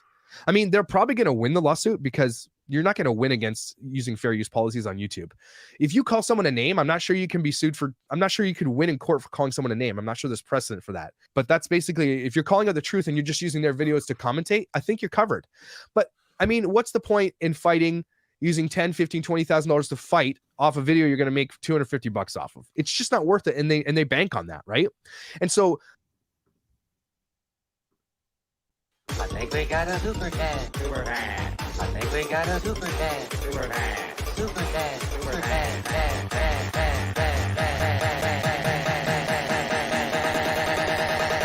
I think we got a super chat. I think we got a super chat. Chris Buster, thank you so much. All these family vlogs have some seedy Sin City vibe, dark past. What the fuck? I agree. It's very weird. I just, yeah. And as long as I've known Josh, which has been for about 3 or 4 years, he's been doing this. He's been pointing this out. My church did this to me, and my lawyer told me this, is that people will frivolously sue people, even though they know they won't win, because they know it ties up a bunch of money, ties up a bunch of time, and scares the crap out of people. They know they probably won't win, but they just do it anyway. And that shouldn't be allowed. Somebody eventually is going to countersue one of these people. Right. I mean, it's funny that Josh is mentioning this 3 years ago. 3 years. No, Josh was not LDS. I believe he was Baptist. I'm not sure, though. But it's so funny that he's mentioning this 3 years ago. And we have since then discovered JLR and all the frivolous lawsuits he filed. And look at BHB, exactly, Lisa Oldham's I mean, look at BHB, and he's going. Somebody should countersue them. And dude, I'm telling you right now, like whoever Queen Bee's lawyer is mopping the floor with her. Now, Bullhorn Betty supposedly has a court date with Queen Bee on, I think it's the 27th. I think the 27th of this month. And I'm betting that she's not going to show up. I'm betting that she's going to she's either going to push for a continuance, which she'll probably get. She'll probably get that. A lot of judges will just be like, okay, I'll grant you one. Or she's going to simply just shit herself and not show up, because I believe that BHB absolutely knew that her lawsuit was frivolous. We have heard JLR, she's buddies with JLR, and we've heard JLR straight up say that what you want to do is take these people to court who can't afford attorneys and then just drain them, as far as is basically using the court to troll people. Just drain them of any money that they're going to be spending on a lawyer and just keep them having to spend money on a lawyer. And that's basically her her method here. But the problem is that she's not smart enough to do this. I think Queen Bee's lawyer is too good. The things that he's making her do and produce as evidence are things that I don't think that she's going to be capable of doing. And I'm totally here for it.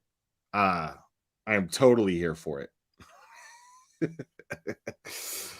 Oh my goodness.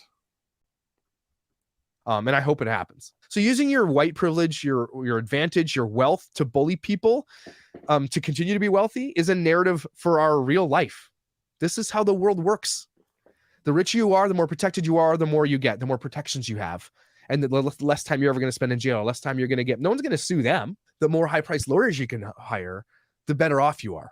You live in this hill and you're protected from it all. But not if you live in Canada, because you can't sue me for libel. You can try, but you're not going to be able to. And so I do this video not just to piss them off or whatever, and not to just, and I don't even think that they need to be canceled. And I said that earlier. The narrative here is that we need to figure out how to protect kids on YouTube.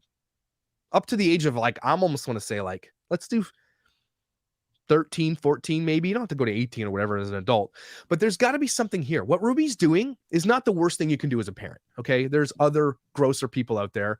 She's not good, and her kids are definitely going to probably hate her later. But see, I've lived through way worse than what her kids are going through. So when I look at it, I'm like, it's not so bad. But to other people, it could be worse for them, right?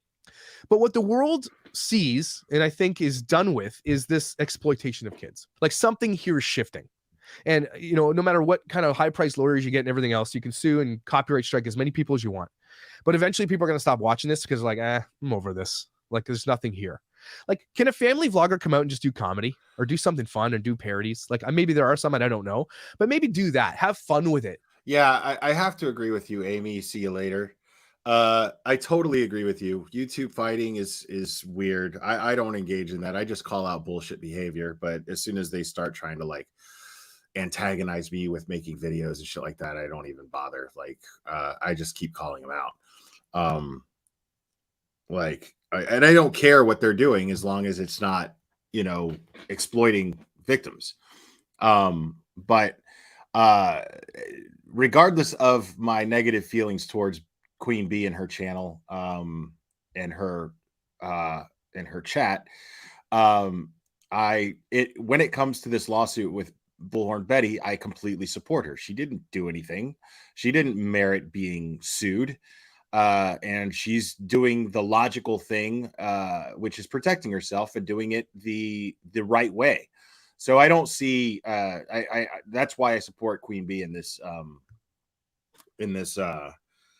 lawsuit, because the lawsuit is absolute bullshit. So her countersuing is just sending a message to people like BHB to not use the law to bully people. Calamity Jade. I think we got a super chat. Super chat. I think we got a super chat. Super chat. Super chat. Super chat.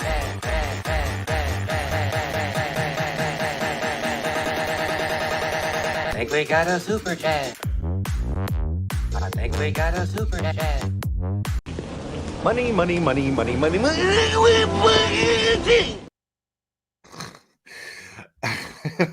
Calamity Jade, thank you so much. As bad as Hollywood can be for children, YouTubers' children have no advocates for finances and well-being while working and beyond. I regret this already. Oh my goodness. Thank you.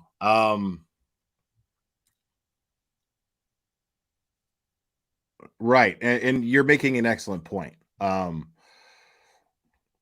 yeah, Melissa Bell all day. I exploit the exploiters. I'm a big fan. I take pride in that. As bad as Hollywood can be for children, YouTubers' children have no advocates for finances. Right. That's the thing, is their parents are just basically pimping them. You know, that's why Josh calls them out. I mean, the kids have no say. They have absolutely no say. In Hollywood, you know, a kid can sue later. You know, they could grow up and be like, wait a minute, mom, dad, where's my fucking money from working on Different Strokes all those years? You know what I mean? So, uh-oh. I think we got a super chat. Super chat. I think we got a super chat. Super chat. Super chat. Super chat.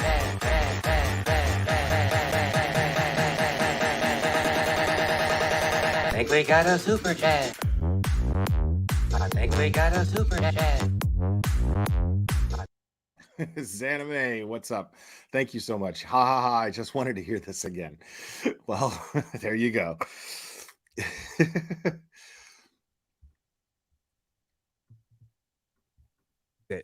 Stop uncovering every temper tantrum, every zit, every part of their life that they go through, and start just doing a little bit surface stuff. This other stuff is gross. How do we lobby YouTube and Facebook and all these social media platforms to say stop doing this? Like the Daniel Cohn thing. Stop allowing kids who are underage, who cannot truly consent to being there. Y'all love this shit. Stop monetizing. Right? That's ultimately. I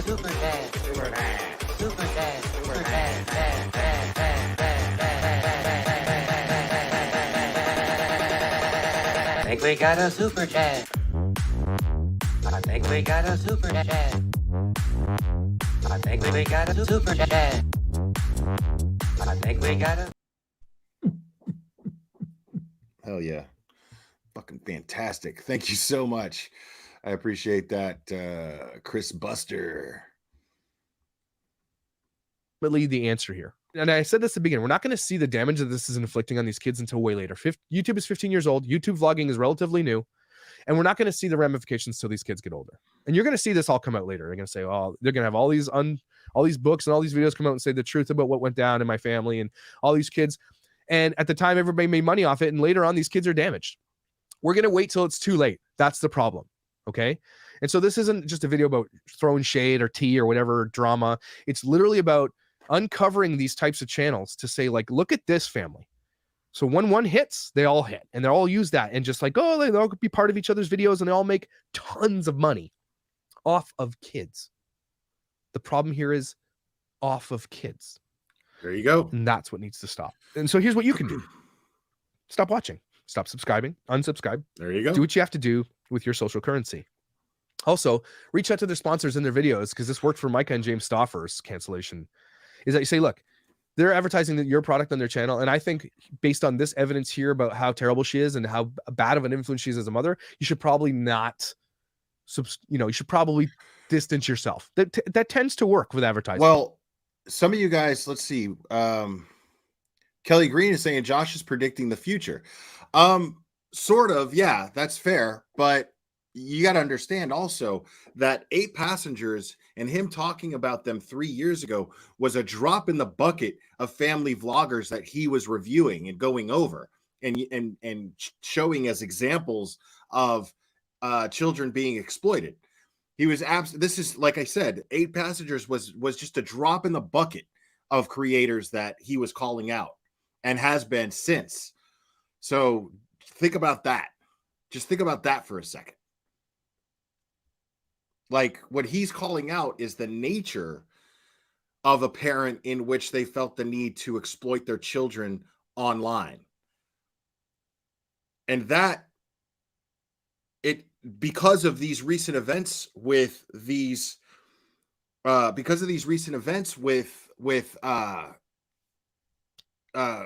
Franke, it creates a very valid argument that could this family vlogging be a form of abuse? Does it merit Josh's concern that he's had with his channel forever? Uh-oh. Uh-oh. I think we got a super chat. Super chat. I think we got a super chat. Super chat. Super chat. Super chat.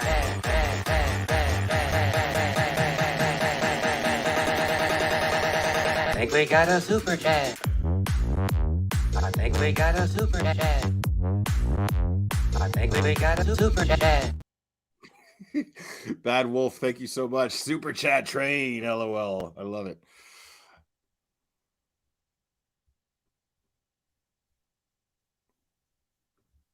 Advertisers, right?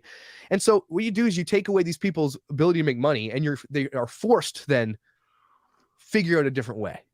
And that other way is not exploiting their kids. And that would be the greatest thing ever. So there's a couple things you can do right off the top.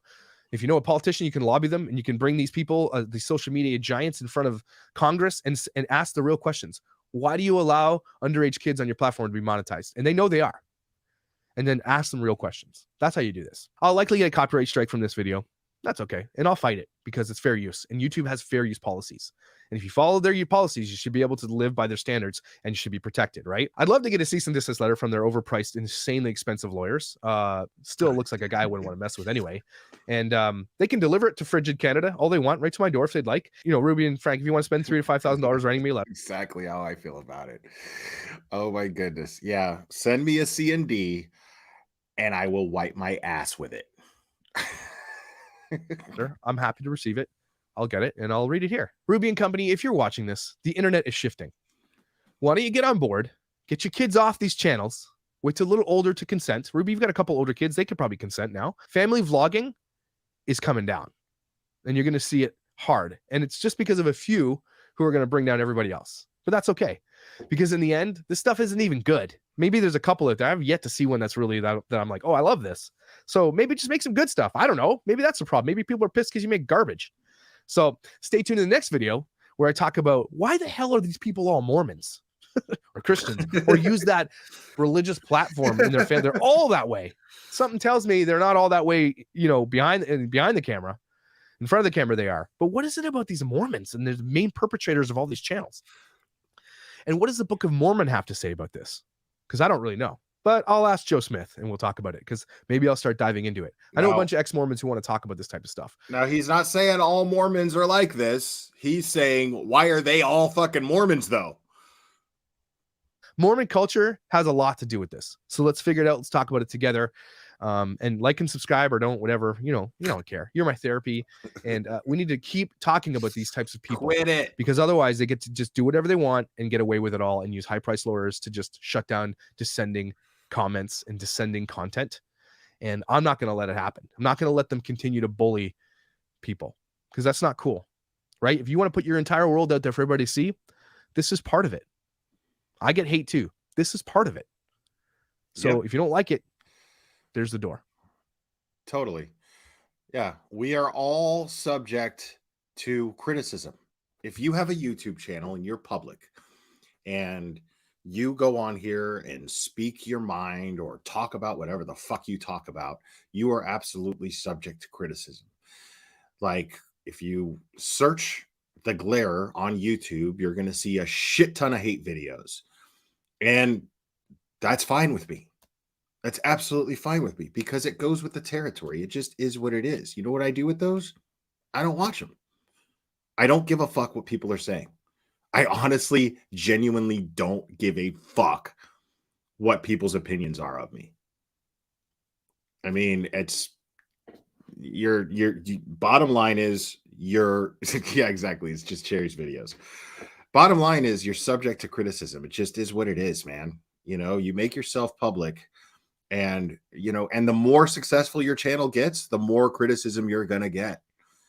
So when I see these creators and they talk about shit like, I got over 2 million views on TikTok. Ow, do you have 2 million views?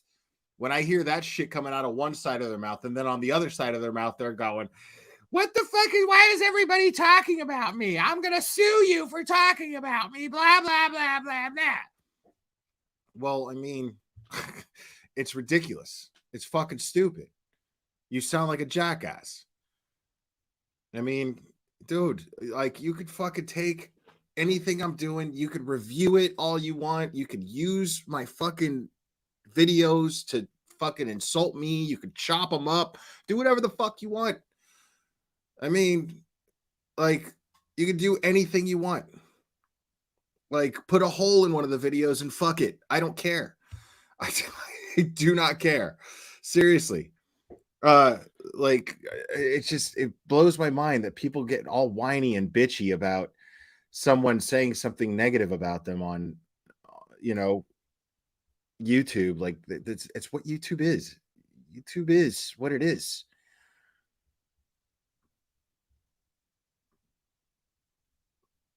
Let's see.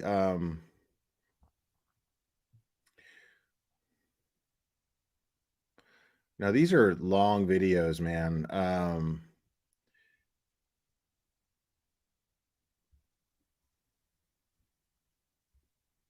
Here's one from 2 years ago. We're not gonna watch this whole thing.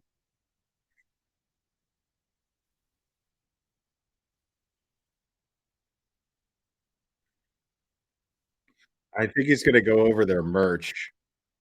Oh no, he's just plugging his own merch.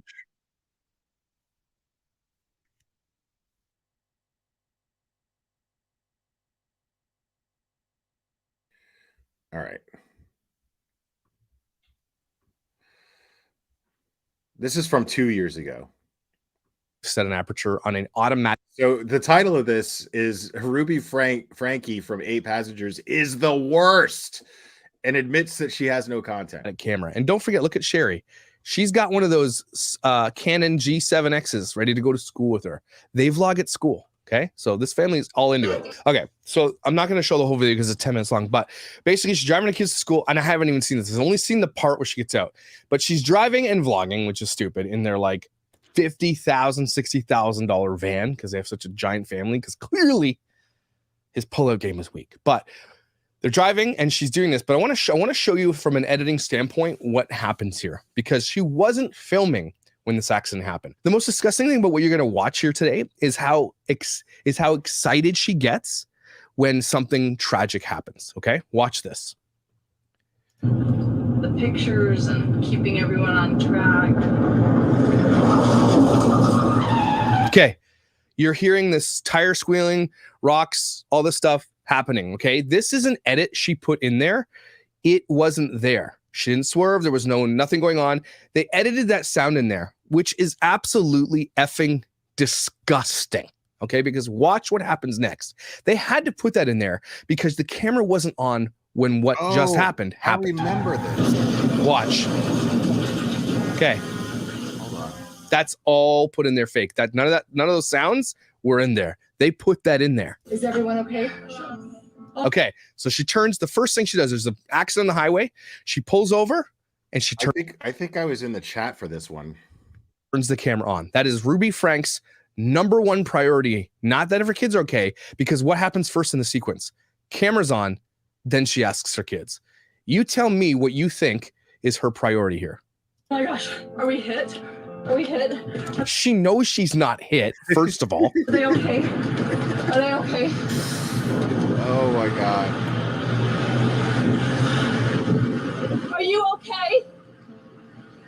First of all, stop you there. I hope this kid comes out in public and tells us exactly what happened, because Sherry just because Ruby just pulls over here. She might have seen it. It might have happened around her, but nothing happened to her. But she inserts herself right into the middle of this like she's the victim. And she didn't call the police first. Here's the sequence of events. She picks up the camera, turns it on. Then she asks her kids if they're okay. Then she gets out to ask this guy, okay. First thing you do is you call the police in an accident. Right. You end the stream. Does none of the things. She's just putting this guy on camera. And I know he's in public and you're allowed to do that. But I hope she got his permission. I hope she got this other guy's permission. He was just. See, that guy could absolutely be hurt. First thing you do is report the accident. That's the first thing you do. Because you don't know how bad he's hurt. You end the stream, but the first thing she's thinking about is content. That's what Josh is pointing out here. As soon as like her priority is clearly the content. And then on top of everything, she edited the sound of tires screeching and inserted it into the video. What an ass. It's just in an accident. And I don't think she got their permission to put them in their vlog. And I hope this person comes forward. You're okay? I'm okay. You're fine. Nothing happened to you and your shitty ass logo on your van. What? Just leave your kids in the van on the highway. Whatever. Look at her. She's filming herself. Guys, you got to see what I'm seeing here. She's filming herself. This is so dramatic. She knows she's going to get massive, massive hits on this video. This is going to be an insane boost in subscribers. This is going to be a ton of money. I want to know how many friggin' let's see how many views she got on this video. Let's take a look. Car crash in the first. This was 2 years ago. This happened. 6.2 million views. If I go into their freaking 8 passengers little wormhole here and go to the videos and sort by most popular, I bet you that's gonna be in the top 10.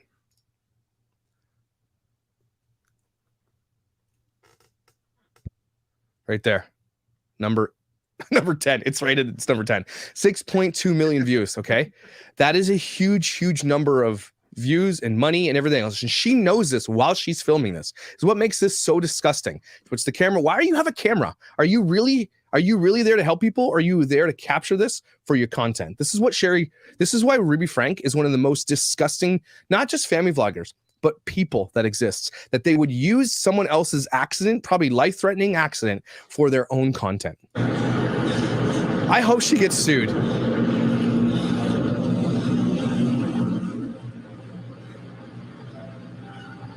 Okay. I think he's okay.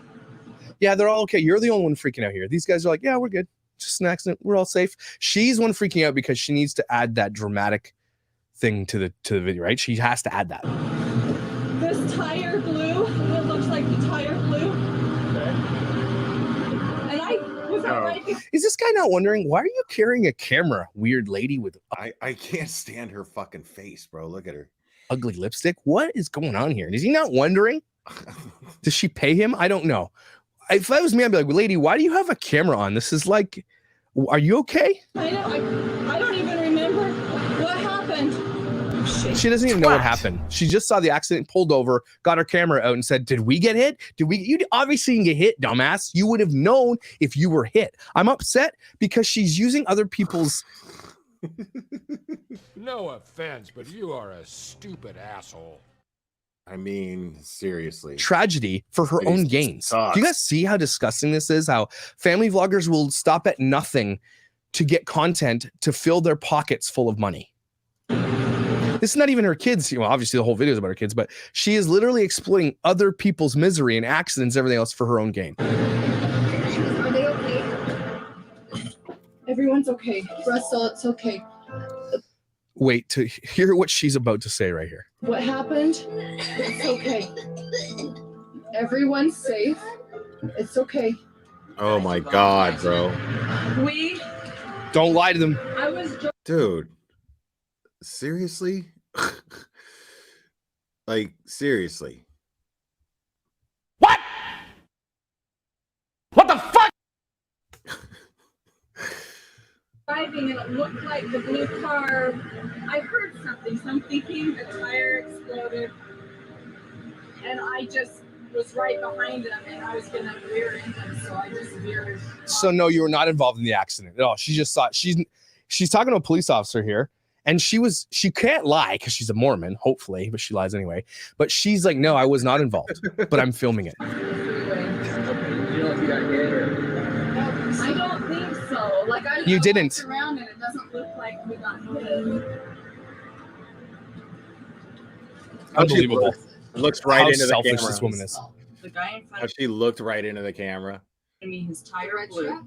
Or the one No, the guy who's now behind me, his tire blew, but he was in front of me. And the red truck was going, I don't know where the red truck was, but it had to veer in front and get off so it didn't hit.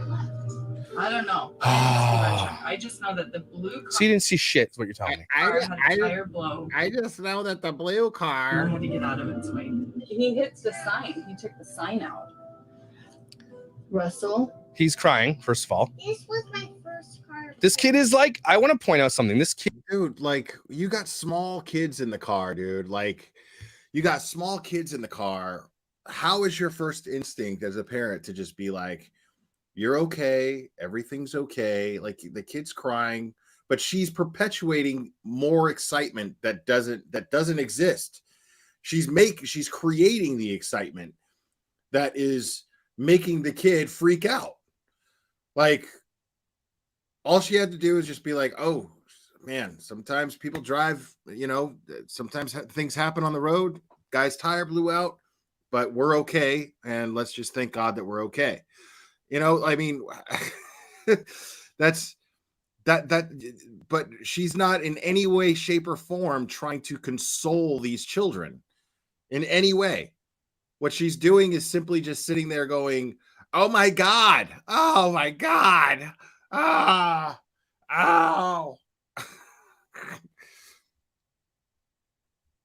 this kid is having a what irks me so much is Russell, I think his name is literally bawling his eyes out. He is scared for his life. He is so distraught right now, and she can think of nothing but filming this. She doesn't console him. There's no hugs. There's no like, we're gonna be okay. It's all good. Nothing. Nobody's hurt. She doesn't do any of that stuff.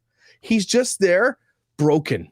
This kid is broken. It breaks my heart because if my little dude, who's the same age as this guy, was like this, it would break my effing heart. And she doesn't give a shit.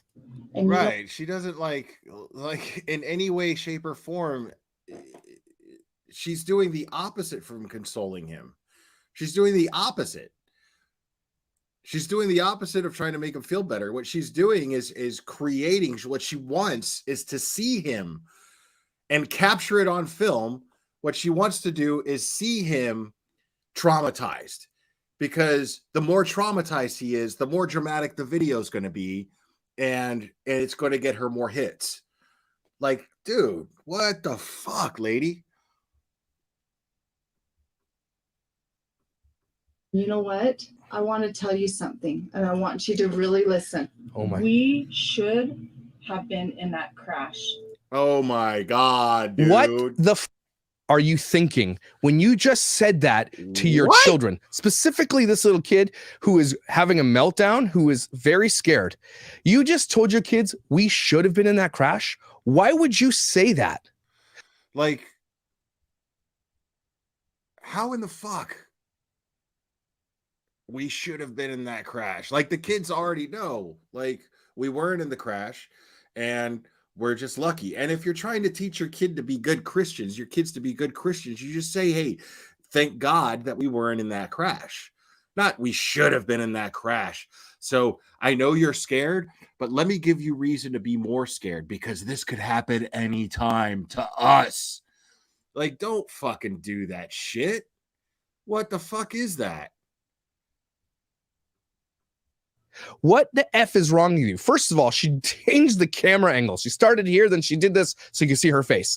You guys have to see all the other things, the peripherals around this insanity, so that you can see how bad it actually is. It's not just like one roll. She's cutting, she turned the camera on, she's in the accident. Like, this is the most disgusting thing I've seen here yet. Most disgusting thing I've seen that Ruby do. Totally. I don't know how we avoided getting hit, but you know what? There is not a single scratch on our car. There's not one person who got whiplash. And do you know why? Why? Because we said our prayers this morning. You've got to be effing kidding me right now. I have not seen this. I cannot believe she just said that. And that is coming from a guy who is an ex-pastor, okay, who still believes in Jesus. Yeah, let me hear that one more time. You've Scratch. There, I don't know how we avoided getting hit, but you know what? There is not a single scratch on our car. There is not one person who got whiplash. And do you know why?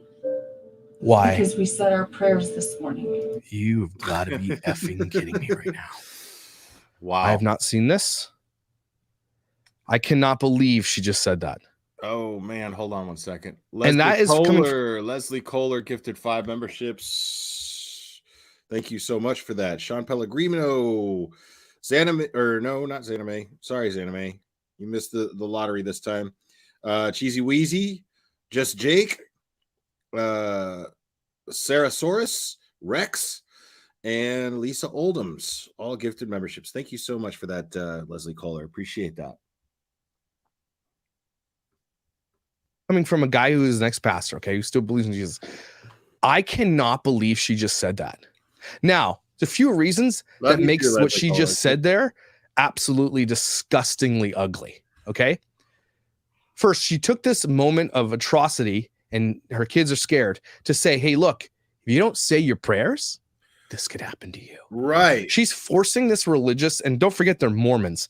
And you know how I feel about Mormons. It's bullshit, okay? See, not now, only do they believe in craziness, I don't want to start any shit in my chat here, but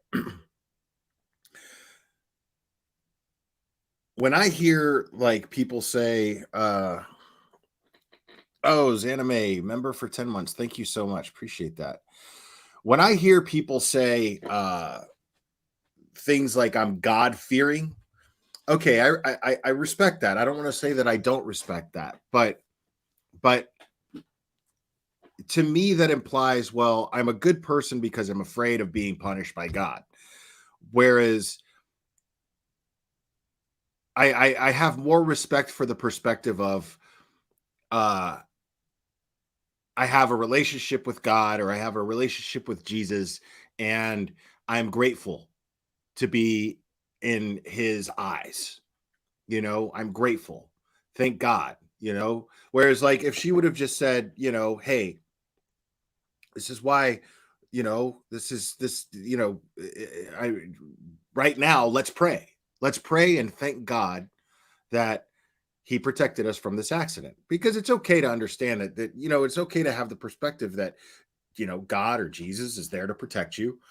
Cool. You know, but when you say things like that, well, you know, like Josh is saying, the point that Josh is making is, you know, well, if we don't, she's implying if we don't say our prayers, this is going to happen to us. We're going to get in accidents. We're going to get whiplash. We're going to have the car damaged. Bad things are going to happen to us if we don't say our prayers. That's a form of control. That's a form of control. So the way that I see it personally, like that's why I'm real big on gratitude. You know, I don't subscribe to one particular name of a God. I don't, but I do believe in something bigger than myself that we are all part of, that connects us all. And I take a moment every time I eat food. Every time I eat food, I take a moment to reflect at the fact that I'm grateful for it. Every time, which is the equivalent of saying grace to any Christian, you know, but that's my version of it, is where I just look at it and I'm like, man, like I'm really lucky to have this. This is great. But, you know, if you apply this to raising your kids, I feel like the chances of them growing up to be decent people, where they practice gratitude in everything and practice being grateful for God, you know, versus fearing God and, you know, not doing shitty things because you're afraid of going to hell or being punished by God. You know what I mean? I feel like that's definitely more of an effective way of raising good Christian kids. Personally, that's just my personal opinion. But they do this to their kids. They indoctrinate their kids beyond anything. Their Mormon kids likely won't ever even hang out with normal kids. They only hang out with their Mormons. But for her saying that to me, and I come from this world, from this Christian world. I would never say that to my children. Hey, do you know why we didn't just die right now? Because we said our prayers this morning. Do you know how disgusting that is that she just said that? Again, from someone who believes. Don't ever, ever tell that to your children. Because what happens then if a kid does say his prayers? Okay? And then something happens. Then he gets hurt or she gets hurt. Right. What are you going to... Mom, I said my prayers. Why did I get hurt? How disgusting of you and theologically unsound you are. And your freaking husband teaches at a Christian Mormon university. How disgusting. 2, you don't do this. You don't ever say something like that. Because why? Right. Because let's say your kid says all their prayers and does everything that they need to do, whatever. And then the kid ends up in an accident, breaks their leg.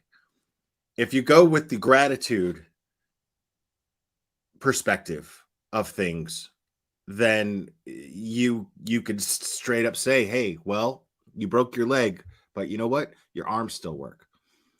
And it's going to heal and you're going to be able to walk. And God was looking out for you. You know, you could say that. You know what I mean? Like, but if you sit there and you go, well, you know, Mom, I said my prayers and I broke my leg. After you sit there and go, well, you know, if you don't say your prayers, you know, bad things are going to happen to you. You know, how do you explain that out? How do you explain to the kid that, you know, shit happens anyway? You know what I mean? Like, yeah, the fear of God thing is just something that I can't get on board with. I don't want to visualize a God that I have to fear. I don't want to fear wrath. That's something that I can't get on board with. I realize that a lot of people are raised that way, and I realize that I live in the South, and a lot of people say they refer to themselves as God-fearing. It's just not something that I get on board with, you know. Why would you scare them even more than they're already scared? Why do you need to evoke more emotion out of them and put the camera up your nostrils like that? I'm upset right now. I'm so angry. And we tried our best to do what Heavenly Father Look at this kid. What did you do? What did you do that the Heavenly Father you wanted you to do? What did Joseph Smith tell you to do there? All you did was pull over because you saw an accident and get your camera out. And look at this kid.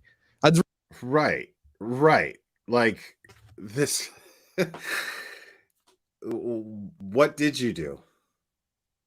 You pulled out your camera and you started filming. That's all you did.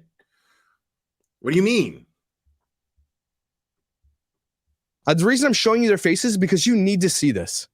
Okay, this is of all the things that Ruby does that I can consider child abuse, and there's a bunch. This is one of the most disgusting psychological abuses I've ever seen of children on this YouTube platform. This kid is like broken. He is broken, and she just keeps egging him on and saying things like that. Holy shit, people, you should all be so upset with this. You should go like... Let's say it.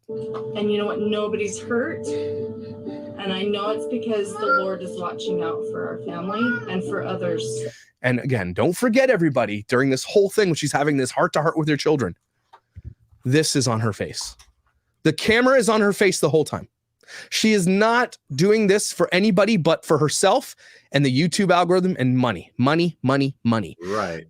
The reason these people are so predatory as well is because they come across innocent. They come across, oh, we're 8 passengers. We wear frocks and shit. We don't party and all that stuff. We give COVID to neighbors. But they come across as innocent, and that's why they're more dangerous. At least when it comes to people like Piper Raquel, LeBrance, and all these other people like Daniel Cohen, at least they're like forefront that they don't give a shit that they're exploiting their kids. They're more dangerous because they look innocent, and on the outside it looks it. But you have to understand, when there's cameras being touched and put in place in your face and when she's talking, it's all fake. And she has millions. She has over 2 million subscribers. And these videos get like 6 million views. How many of those 6 million views have parents who look at her as the end all be all of moms and follow her example? And you know what I mean?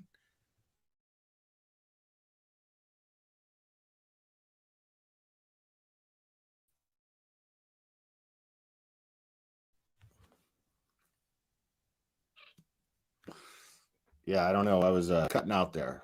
Sorry, I had a weak internet signal there. Let me see if I can get it back going real quick. Let me see. Hold on.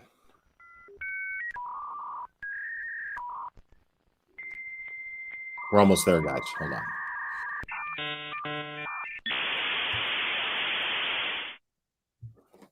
Okay. I think we're good now. All right. Fake. And it's all for this. And that kid is destroyed right now. And we're okay. And we're going to get to school. Mom. Okay. You're not going right now. I'm going to go. I know it was a little like, Chad's like, can we just skip school? I would have, Chad, you should be in sales or like whatever. That was a solid try to leverage that. I would have done the same thing. Just not gonna say it's good. I'll ask the police officer if we can go or if he needs us to stay. No, you don't need to stay. You said you didn't even see what happened.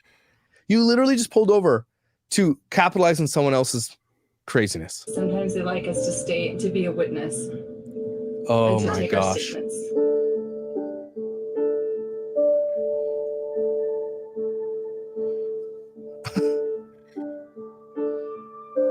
She's just loving this. 6.2 million views, by the way. 50 grand. Pardon me. Yeah, I think my internet's finally working good now. I just want to go ahead and thank God for that. Thanks, God. You're awesome. Appreciate that. See how easy that is? See how easy that is? Thank you, God.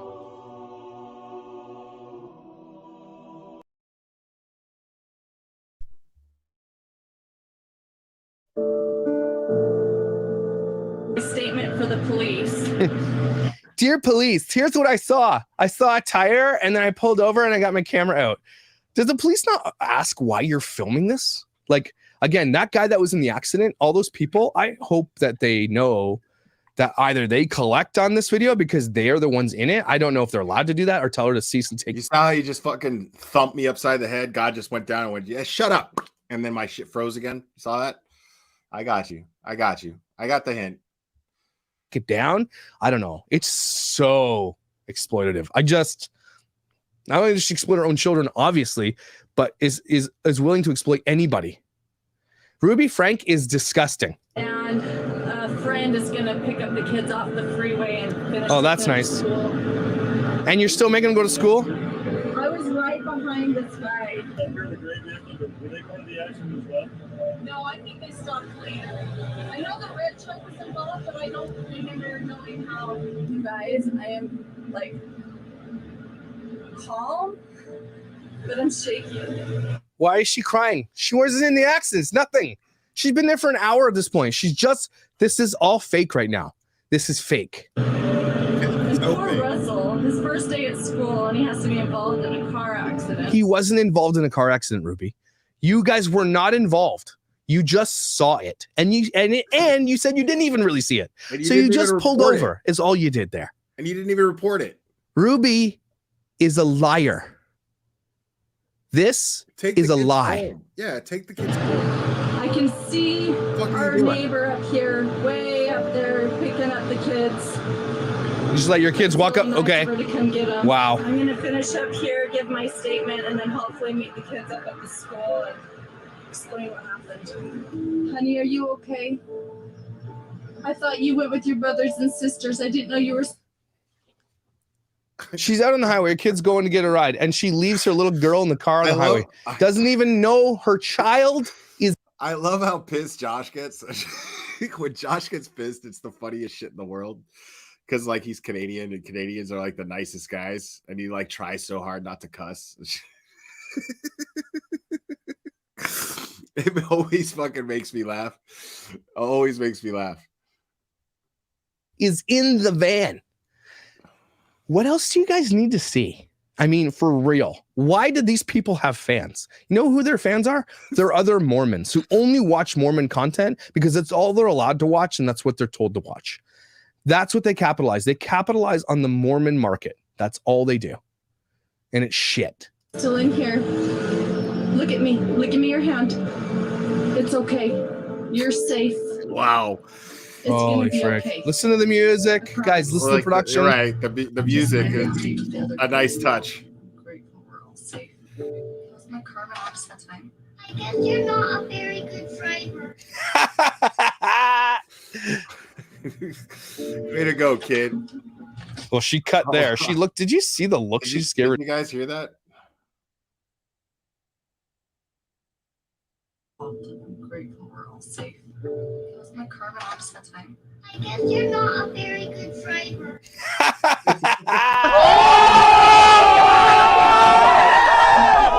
Well, she cut there. She looked. Did you see the look she just gave her daughter for saying that? I want to point that out to you. This was not my fault.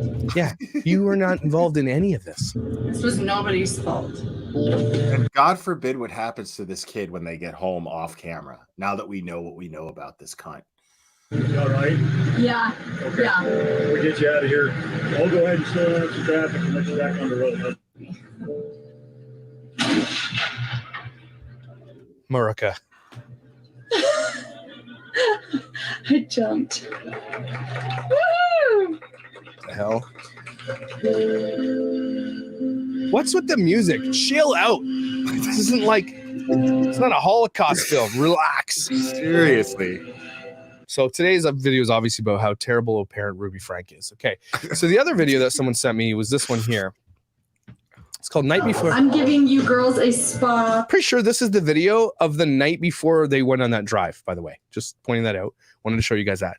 But I got to find the spot where she says the thing she says. I look like I coordinated my lips with your shirt. You look like you ate someone's heart. That's what it looks like.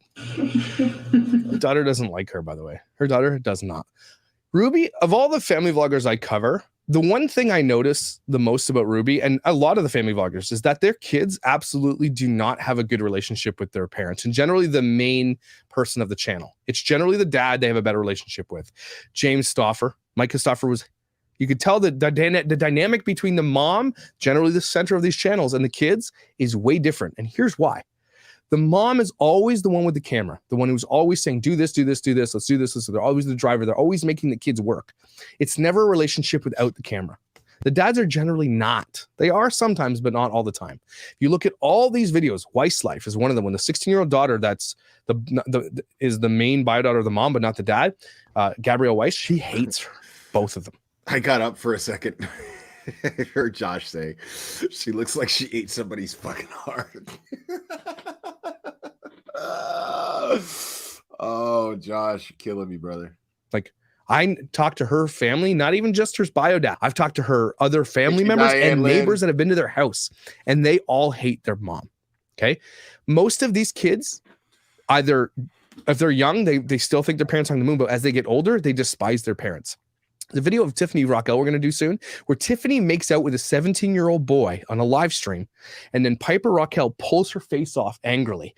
Not only did Tiffany Rockel do something completely illegal, and she didn't like ask for this kid. She didn't ask for consent.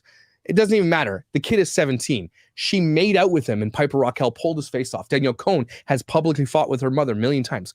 They don't hate her. They dislike her a lot. I have been dreading turning the camera on today. I doubt it. Literally been I putting call it bullshit. off and not wanting to do it I call bullshit. Yeah, this I got to hear. because I'm really scared. I feel like this year going back to school feels different than any other year, and I think it's because in my gut I know that like this is Basically, Tracy. this is the last year. I call out bad actors / tragedy pimps, and Josh calls out family bloggers. It's same shit. The music, bro. Last year for what?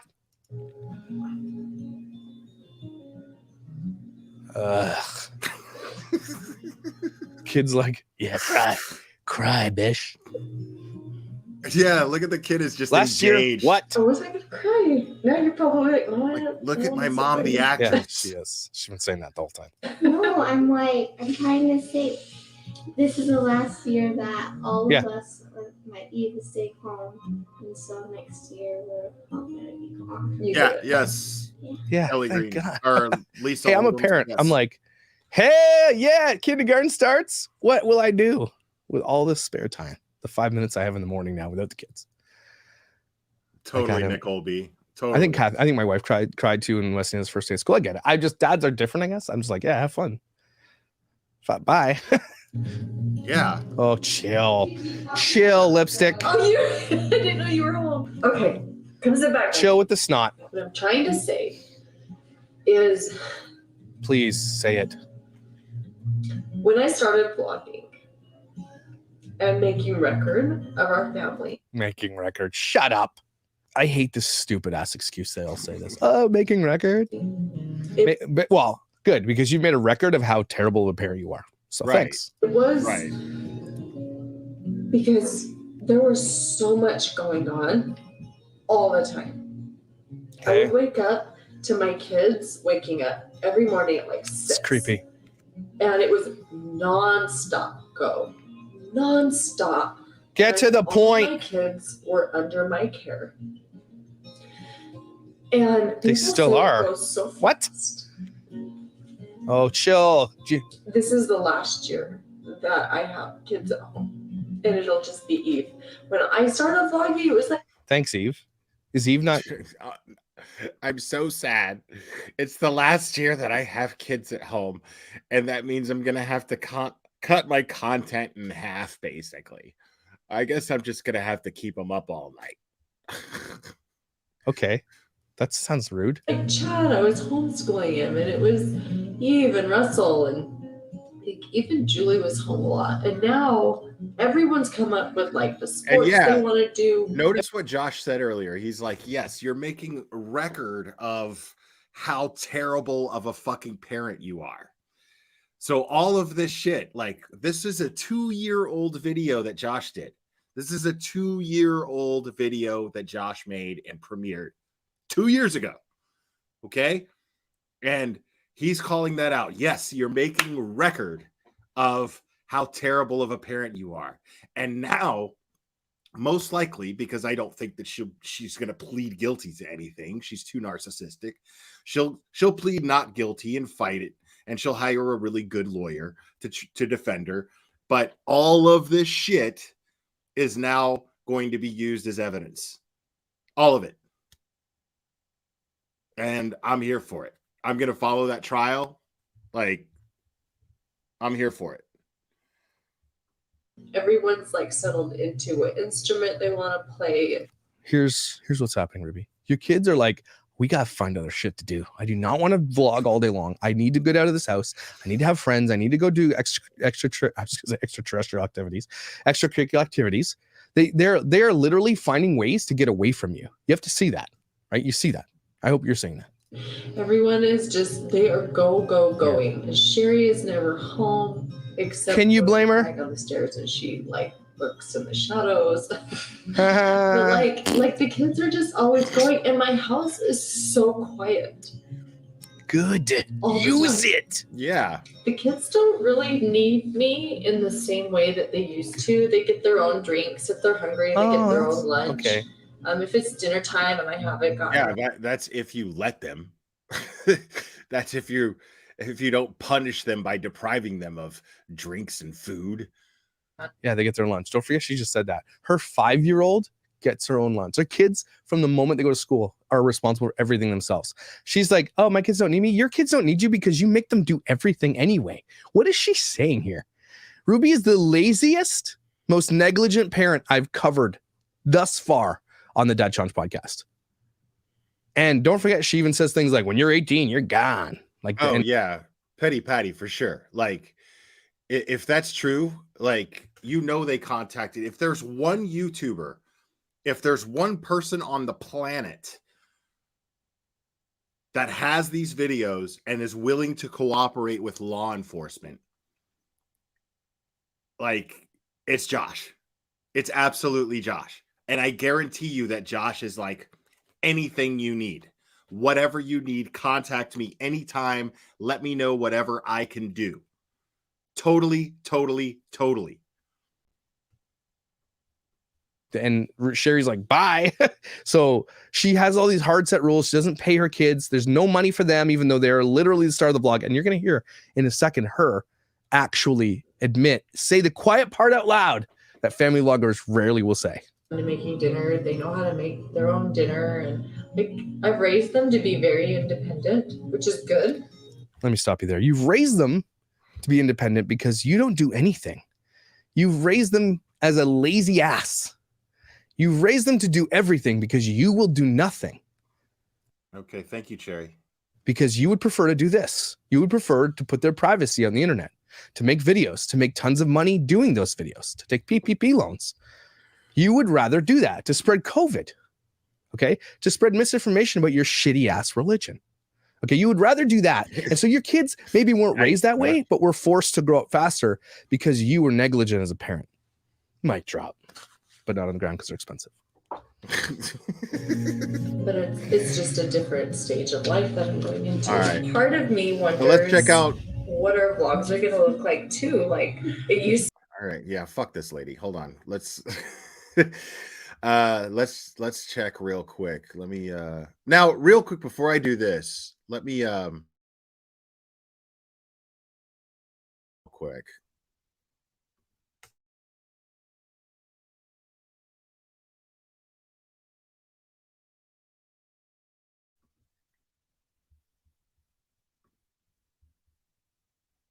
Even though her channel's taken down. Shit, I'm frozen again. Okay. This is the social blade of that channel. And I found something really weird, man. I mean, yeah, over 1 billion views, man. Almost 1.1 billion views. That's insane. That's insane.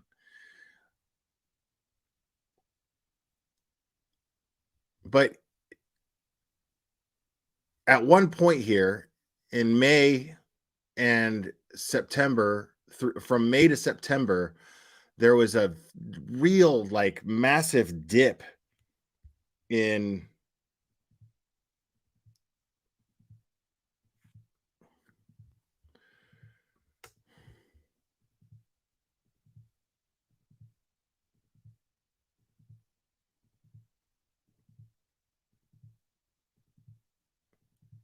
Can you guys still hear me? You can't still hear me, right? Because my internet is wonky as fuck.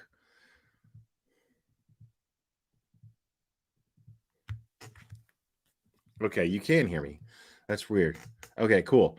So yeah, I've never seen this before. I've never seen this kind of fluctuation in subscribers. Like, let me check mine real quick.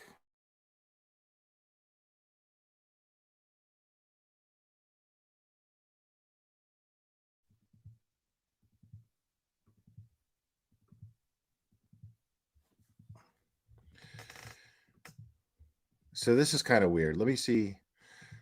See, I have a fluctuation for sure because I like to say cunt, and that bothers people. But so I have this fluctuation too, to a certain degree, but for the most part, it kind of stays pretty steady. You know, I had this dip here because of the whole Queen Bee bullshit. But my views obviously haven't hurt. But her channel was something very different.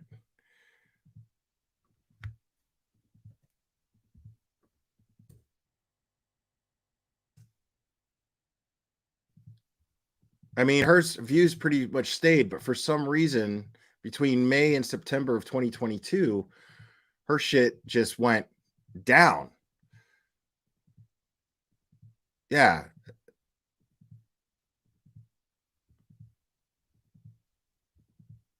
Yeah, very strange. Hold on a second. Now let me do this real quick.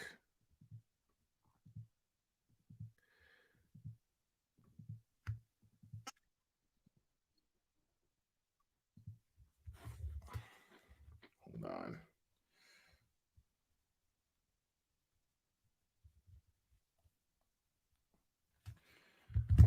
Okay.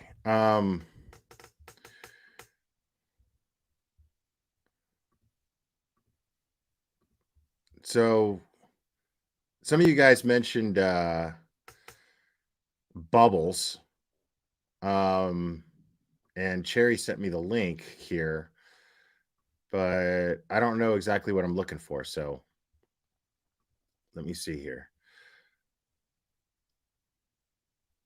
Okay, so let's see, there's a bunch of little videos. So let me check out this one here.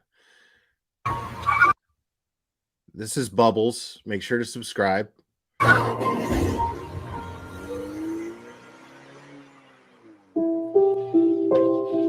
have been stalling in my bathroom.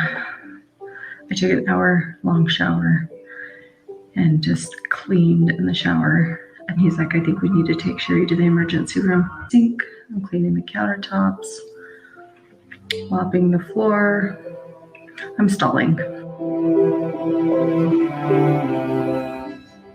I think Kevin and I are going to take Sherry to the emergency room today. Let me take a shower and then I'll be out. It's been an hour, so I'm. Yeah, that's bizarre, man. What the fuck? That's so weird. Hold on, let's go over another one here. What the fuck?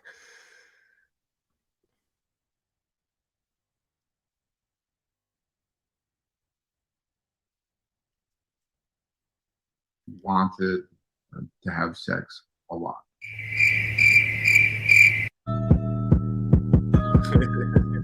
And so I knew it. There was a song and dance.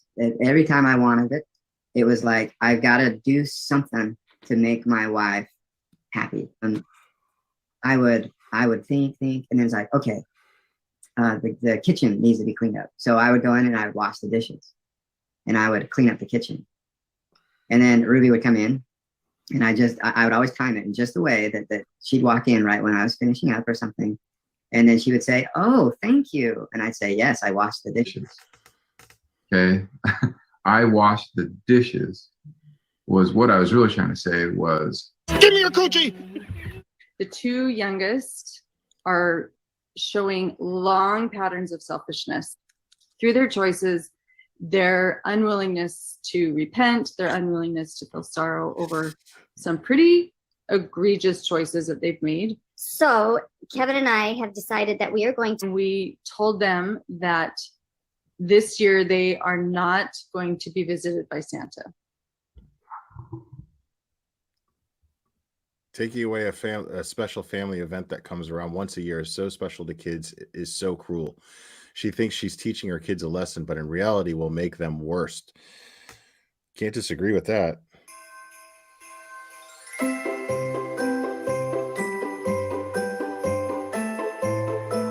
Now imagine that. Like, imagine knowing what we know about this family, knowing what we know about Ruby Franke, at this point, this seems like the only thing that they actually have to look forward to.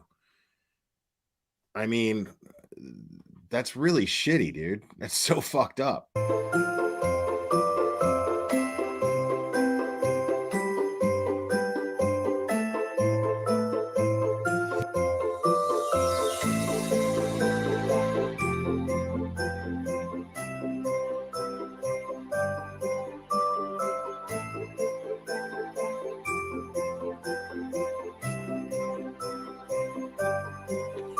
Wow, dude. Oh my God.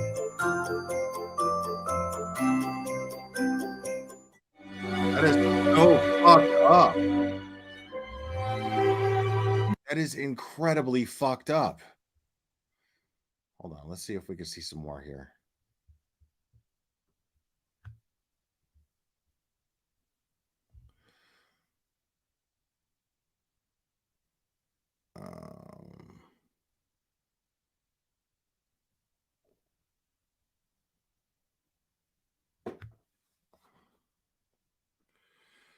I mean, I don't want to focus on the kids too much here.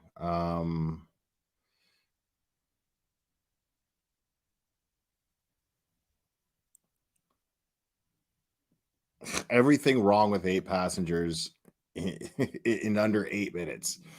Let's take a look at this. There's a few of these. So let's start with this first one here. Wow. This lady's unreal. What are you doing over there? You no texting at the dinner table. No texting. Let me see it. Let me see it. I see it. We should clarify that in our house, all our kids know that cell phones are free game for parents, so we can monitor safety.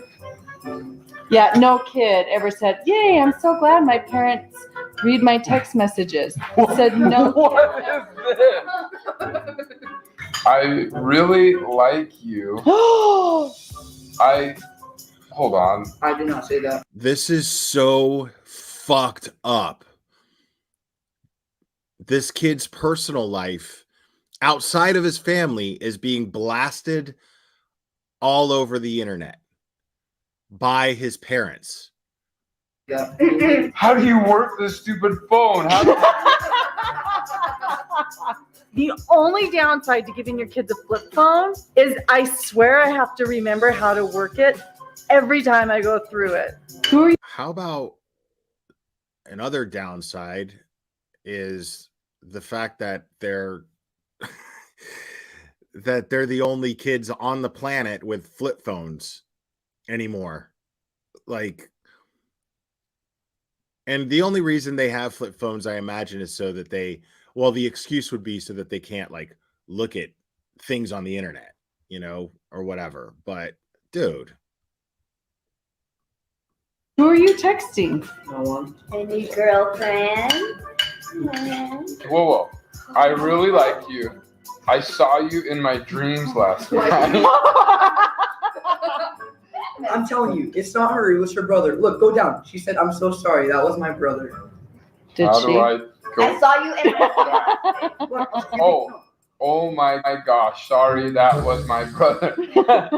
What is the nature of your relationship with this individual? I mean, there's like 300 texts in here. Do you like her, or do you just like her? She's new friend. Yeah, it's really, really. God, like all of this should be private, man. I don't know. I've seen him with her, and he likes her. Does she like you back? Probably. No, she thinks he's annoying.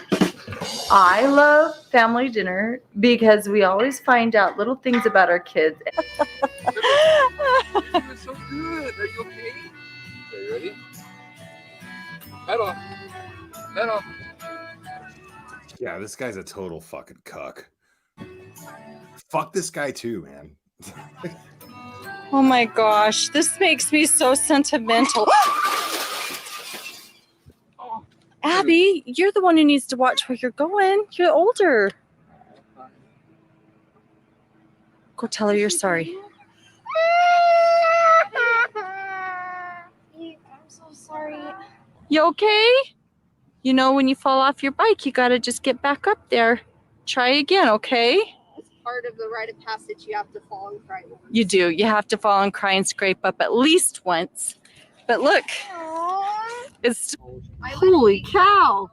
How many Takis did he eat? Oh, I can smell it from here. Chad, how many Takis did he eat? I don't know. I didn't even know he ate them. Can we park somewhere I else? opened the Takis and was eating them, and then I went upstairs for like an hour. Maybe he went and ate. You okay? Ew, it's coming out of his nose. Do we have tissues anywhere? Do you have any tissues? No. Happens to everybody. Can we park somewhere else? So you want to just throw up and then drive away? Are we supposed to clean it up? I don't want to walk through it. I don't want to get out. I just say we leave Russell here. Okay, we'll go find a different spot. Well, ask Russell if he ate Takis. Like, they're filming this kid fucking getting sick, dude. Like, what the fuck is going on here? He did. I can see that. You know your kids are growing up, though, when they're old enough to say, hey, I'm going to throw up. And then they get out of the cart. And then come sit on your lap. And then throw up. I can smell the spiciness, though. No more buying Takis. Why? That was Kids are his fault. overeating them. That was his fault, not mine. Why am I being the one to blame? Straight garbage all the time. It was his responsibility of I want to know what you ate for breakfast this morning. me? Yeah. No, I did not. You didn't see me. You left. You left. Hey, Yeah, they're totally fucking roasting this poor kid, dude. you've been telling me. Oh my goodness, let me finish. She's talking for me. You told me Let that me you talk. don't eat breakfast. Let me talk. Lunch. Let me talk. You asked a question, and then you all went and attacked me. You didn't see all of it. Yes, you were. I woke up and you left. But you were left. asleep when And I then got I home. ate the mozzarella balls with toast and that jam and the butter stuff you showed me. And then he was asleep when I got home. It didn't help clean anything. This is what we found. Don't know where Julie's going. Yo, man, like these kids just grass on each other and shit. Like, there's no like scolding at all. There's no like there's no frowning upon grassing on each other. They just want to like turn all these kids on each other so that they inform and grass on each other. It's so fucked up. Julie's going to go where this would be appropriate. And Abby found something that shows her belly here, which I am not okay with. Because I have a scar on my stomach from Okay, surgery when I was So little. wait, you're not okay with it, but you're blasting it on the internet. You point a camera at it. You don't want her to go to somewhere where there's a limited amount of people that are going to see her belly, but you just filmed it for millions of people, literally millions of people. What the fuck, lady? And I just don't want it to be sunburned or anything. Are they okay? Are you okay? You're okay? Okay. I'm okay.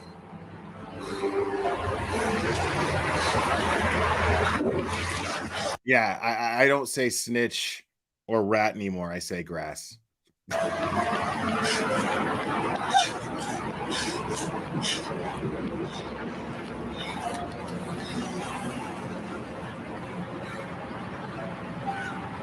Okay.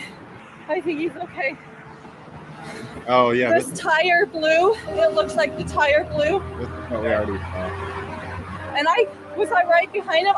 I don't even remember what happened. All right, yeah, we already saw that. Hold on. Josh already went over that. Hold on, there's more stuff here.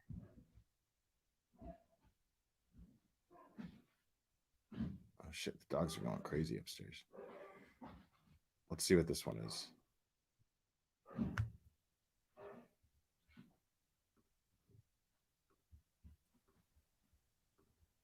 He's too embarrassed to like admit to having those warm thoughts about his mom.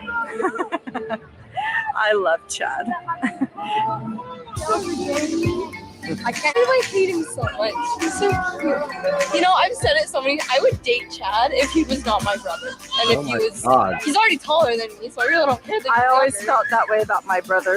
And all my friends are like, ooh, What? your beard. I'm like, ooh, your beard. I'm like. The family room back out. I'm getting those Jared Lysick LDS vibes right there. 22 feet.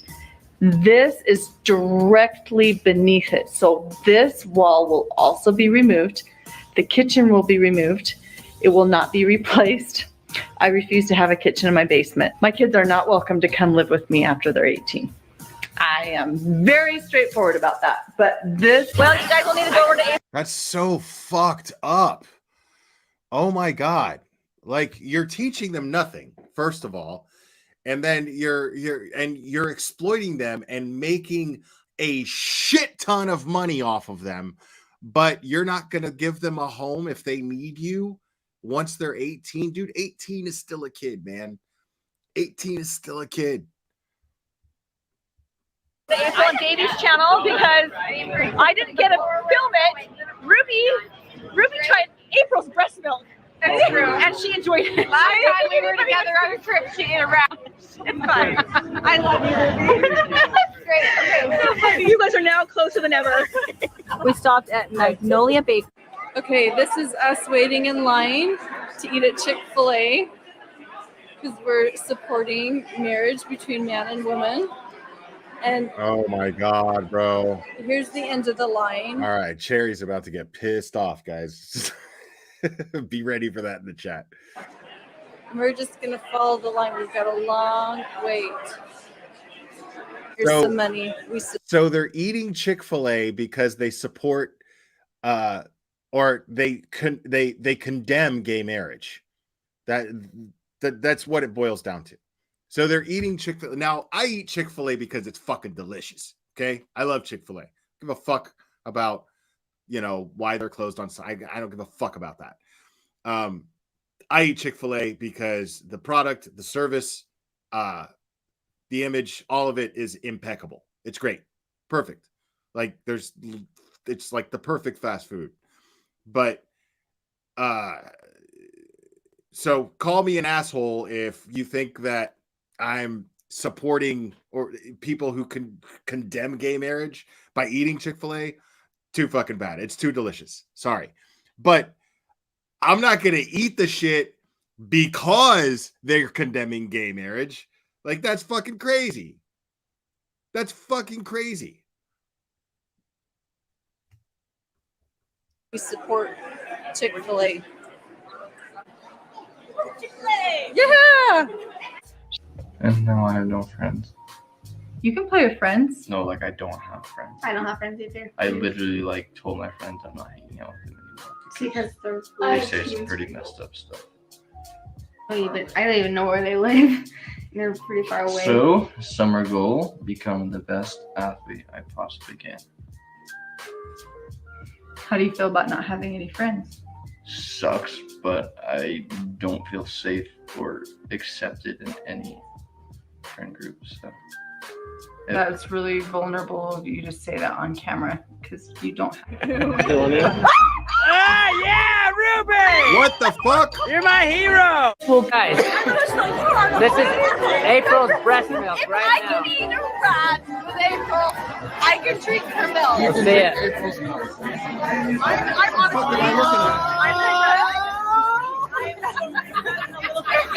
Is it better or worse than the rat?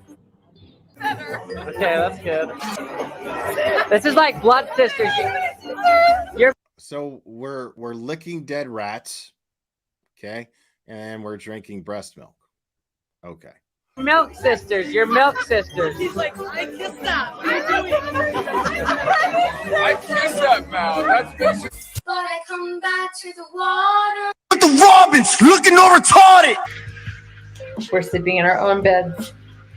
And Julie has been asking all summer if she can shave her legs. Now, I got to point out because I see little comments being added in here. This is Bubbles person, and really the only reason why I'm, showing these Bubbles videos is because I can't stream them because the channel's taken down. But I don't agree with some of the comments that this Bubbles person is adding,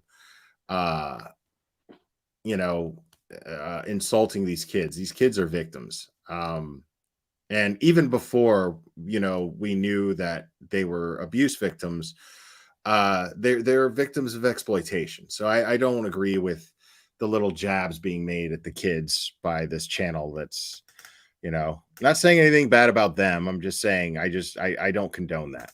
I'm just want to be clear about that. and armpits, and I never said that.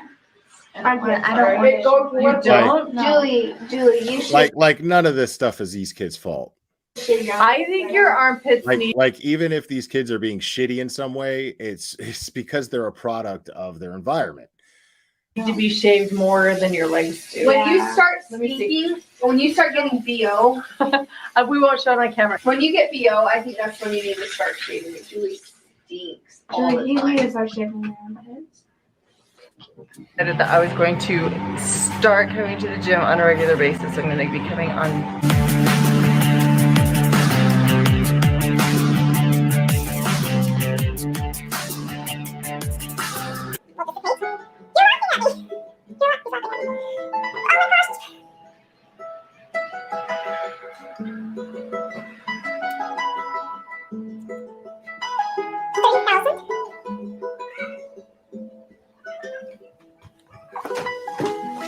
I mean, this shit is, of course, CPS is trying to take your kids away. Like, of course they are. You're documenting and posting your mistreatment of them, your exploitation of them. Of course.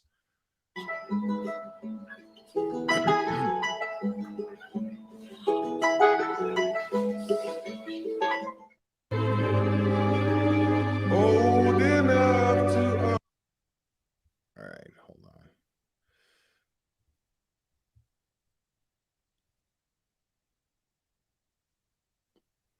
Let's see some more here. Till the sun singing through my eyes. Get it down, get it down. Make it out. Oh, are you? What? Eve, did you kiss fuck? him, or Boston? Did you kiss her?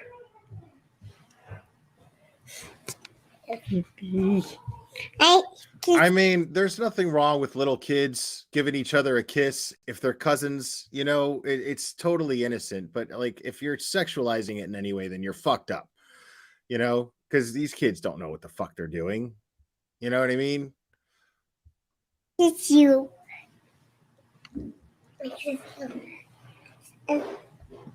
Kids.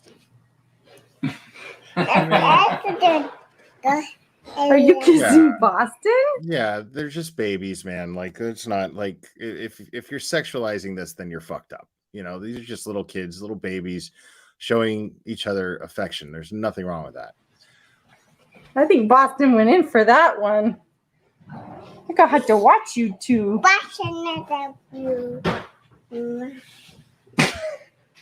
What do you think of that?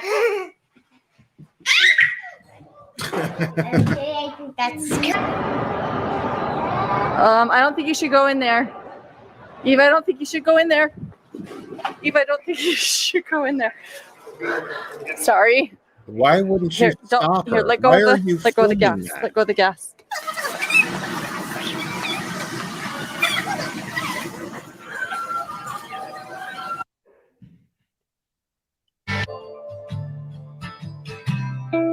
way too big. Russell, no.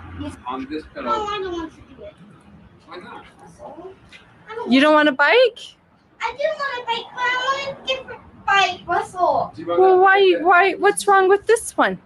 It's big for me. Well, it's not too big for you, Russell. Yeah, it is. I couldn't bear it from my beyond the ground. You're gonna go into it because you're No, gonna. I'm not.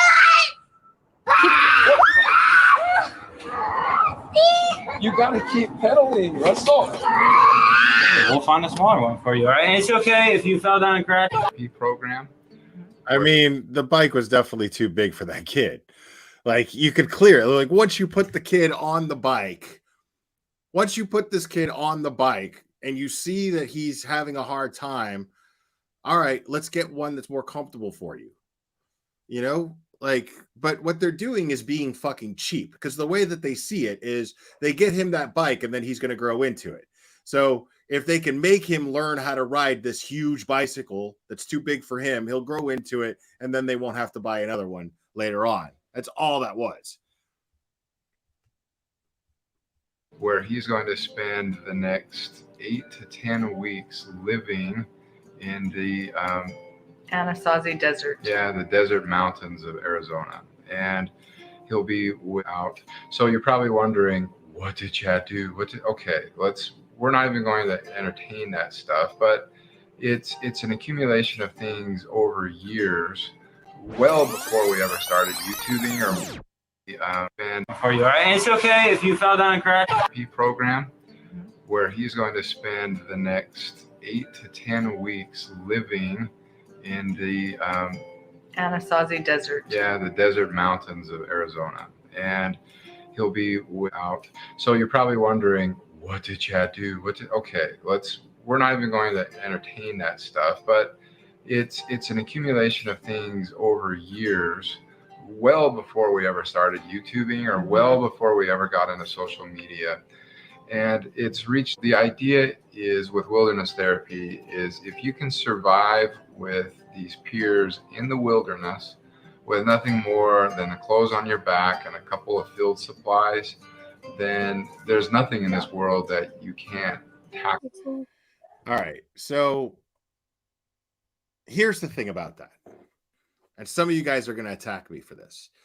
But in theory, something like when you call it wilderness therapy, that's already fucking off-putting as fuck. But the idea of a kid old enough, I mean, a preteen to a teenager in a controlled environment, living off the land with adult supervision who are trained to teach a kid how to live off the land for a couple of weeks with supervision, I don't see that being, if it's a punishment, then yeah, that's a problem because the kid's not going to learn shit. The kid's going to go out there and be like, fuck, this fucking sucks. And I'm just going to bide my time until I get the fuck out of here. But I could see that being actually a very positive learning experience for a young man or a young woman, an adolescent boy and an adolescent girl. I could see that being therapeutic and helpful. But but that's in theory. I don't know anything about it. I don't know what that shit is like, but the idea of it doesn't sound bad to me except for the purpose of why they're doing it. And knowing the nature of these people, they're trying to punish him. So if it's a form of punishment, as Cherry is saying, if it's a form of punishment, no, I don't condone that. I don't agree with that because the kid's not going to learn anything. You're just depriving the kid of any luxury at all whatsoever. But I need to learn more about it. But if it's one of those things where they're going to indoctrinate certain beliefs, like, if it's conversion therapy and shit like that's involved, and it's used as a method, like making them live off the land as some sort of method to work the gay away, that's fucked up. That is just plain fucked up.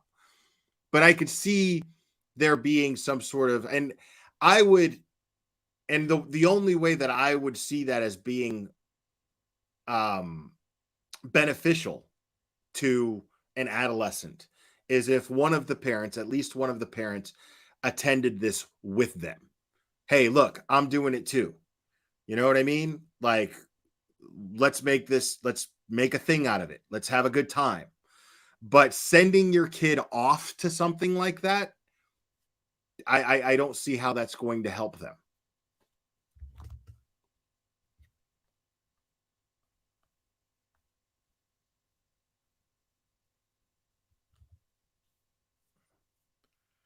Okay. So let's look into this before I wrap this up. Let's look into this real quick.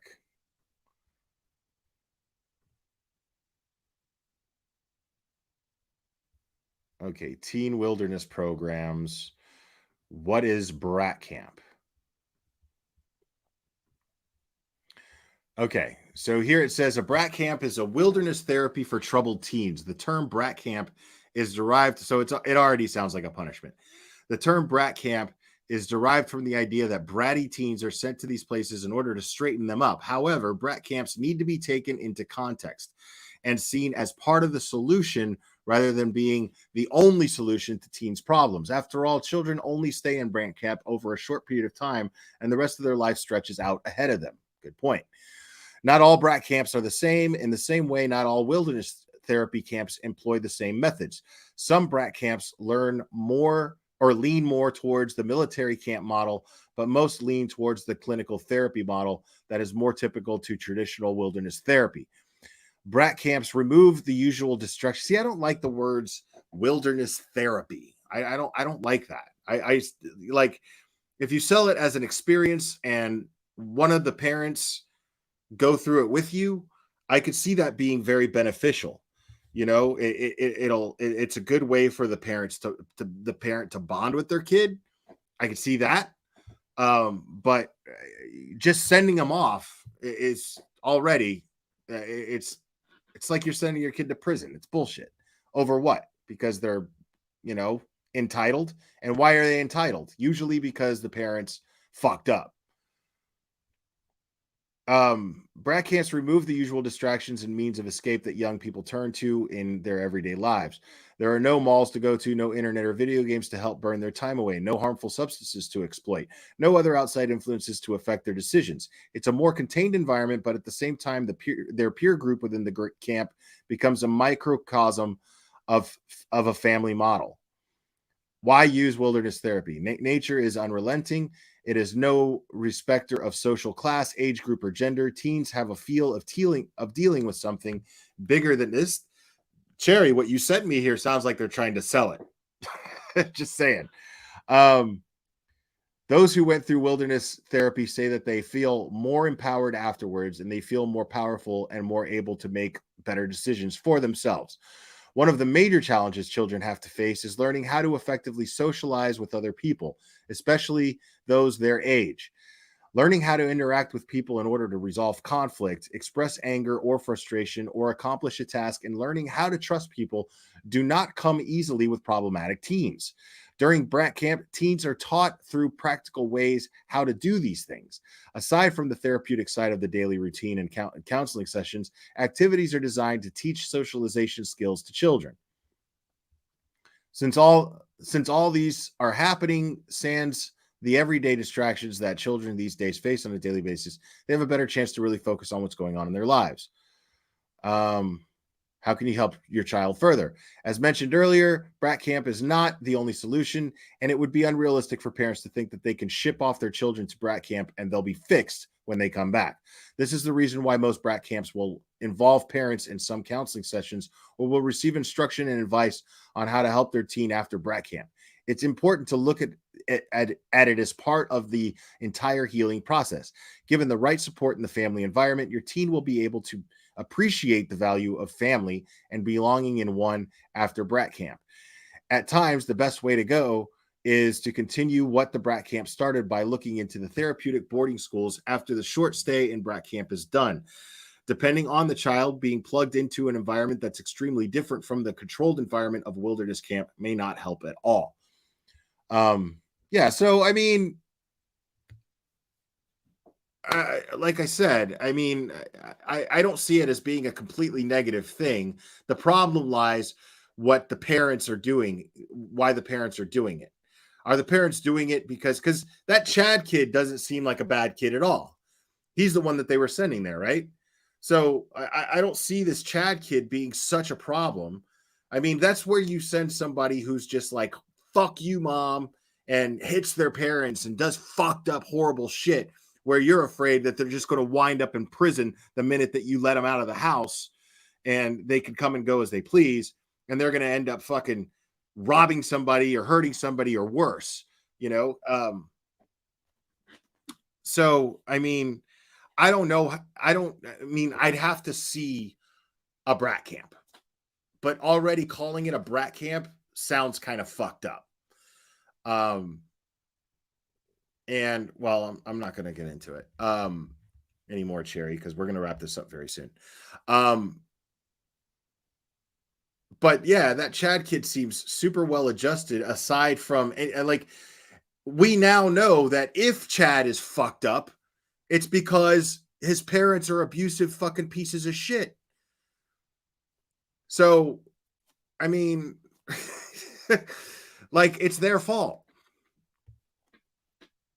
So I don't get, like, clearly they're just like, well, we're just gonna send him off because what? He spoke his mind, talked back, spoke his mind, started forming his own opinions, and started expressing them. I mean, that's what happens with any teenagers. Some teenagers turn out worse than others. You know, some teenagers are more troubled, but it is very normal. In fact, I don't want to know a teenager who doesn't challenge their parents to some degree. Like, I couldn't even tell you how many times one of my kids called me out on something where I was wrong. And I was like, fuck, okay, well, shit. If I'm wrong, I'm wrong, you know? Because the whole idea, now I made my mistakes as a parent. That's no secret. I have made my mistakes as a parent. But the thing is I know that my intention with my kids was always to prepare them for independence. Because you want them to, basically, the way that I look at parenting is from the time that they're kids to the time that they're fucking toddlers to the time that they're preteens, you're teaching them basically to not be assholes. And why are you teaching them to not be assholes? So that they can function in society, so that they can have functional relationships once they leave the nest. And then you're starting to prepare them to leave the nest. That doesn't mean that you're going to boot them out the second that you can legally do that. But it's your responsibility to prepare them for independence. So that includes encouraging independent thought. That includes encouraging questioning authority to some degree. Now, it's not to say you're encouraging a lack of respect for elders, but if your elder is totally fucked up and wrong, then they should be allowed to call them out and point it out and raised in a way to where they can do that. And it's a productive exchange between that kid and that elder. Because you don't want your kid growing up and taking a job where their boss is putting their finger in their face and calling them a fucking piece of shit and a loser and a lowlife. You want your kid to grow up to be a man or a woman that knows their worth.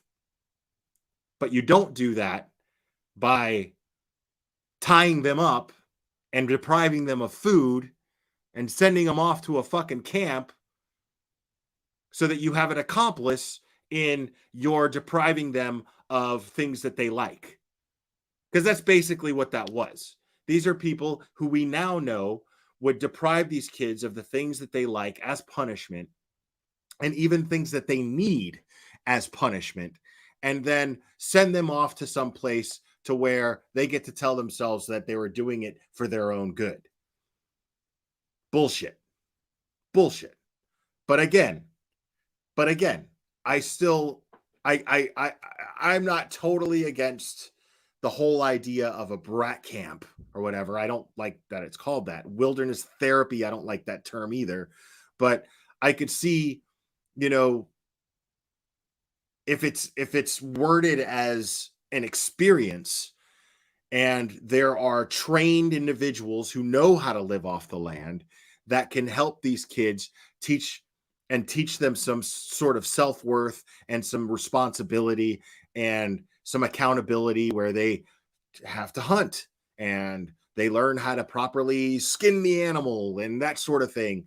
But the parent doing that with their child, I see that as being very therapeutic. I see that as being very beneficial. So, you know, I guess it all depends on the reasons why you would send them to a place like this and what they're actually getting out of it when they get there. But I'd have to see one of these places. I'd have to see what they do. So I let me do this real quick. I wonder if there's like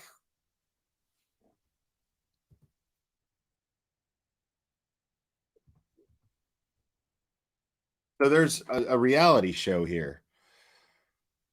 There's a brat camp in UK, and it's basically a teen boot camp. And I don't see anything wrong with that if your kid, because sometimes, dude, teenagers are fucking assholes. It happens. I was a fucking asshole as a teenager. And you know what? Being sent to a sort of boot camp designed to teach me from being such a fucking asshole and teach me from being so fucking entitled might have made a difference for the positive. It might have actually made a difference for the positive. I mean, you know, so I'm not against the concept of, you know, a boot camp for kids. You know, well, for teenagers, kids, no. Kids you gotta let kids just be kids. But sometimes teenagers are just fucking assholes. It happens, you know. Like I said, I was a fucking asshole as a teenager. But you know what? Boot camp probably could have straightened me out. If I had joined the army or the military in some branch of the military at 18, I feel like I would have turned out a very, very different person. Definitely more disciplined. Definitely more structured. Definitely. I like to think that. But, you know, no time machine available, so can't be done. So now you're stuck with the user of the cunt word and the abrasive shitbag that I am. Sorry, guys. Anyways, I do love you guys very, very much, and I appreciate you guys being here and spending your late Friday night with me. You guys are the best, and I love hanging out with you. And we will do this again very soon, my friends.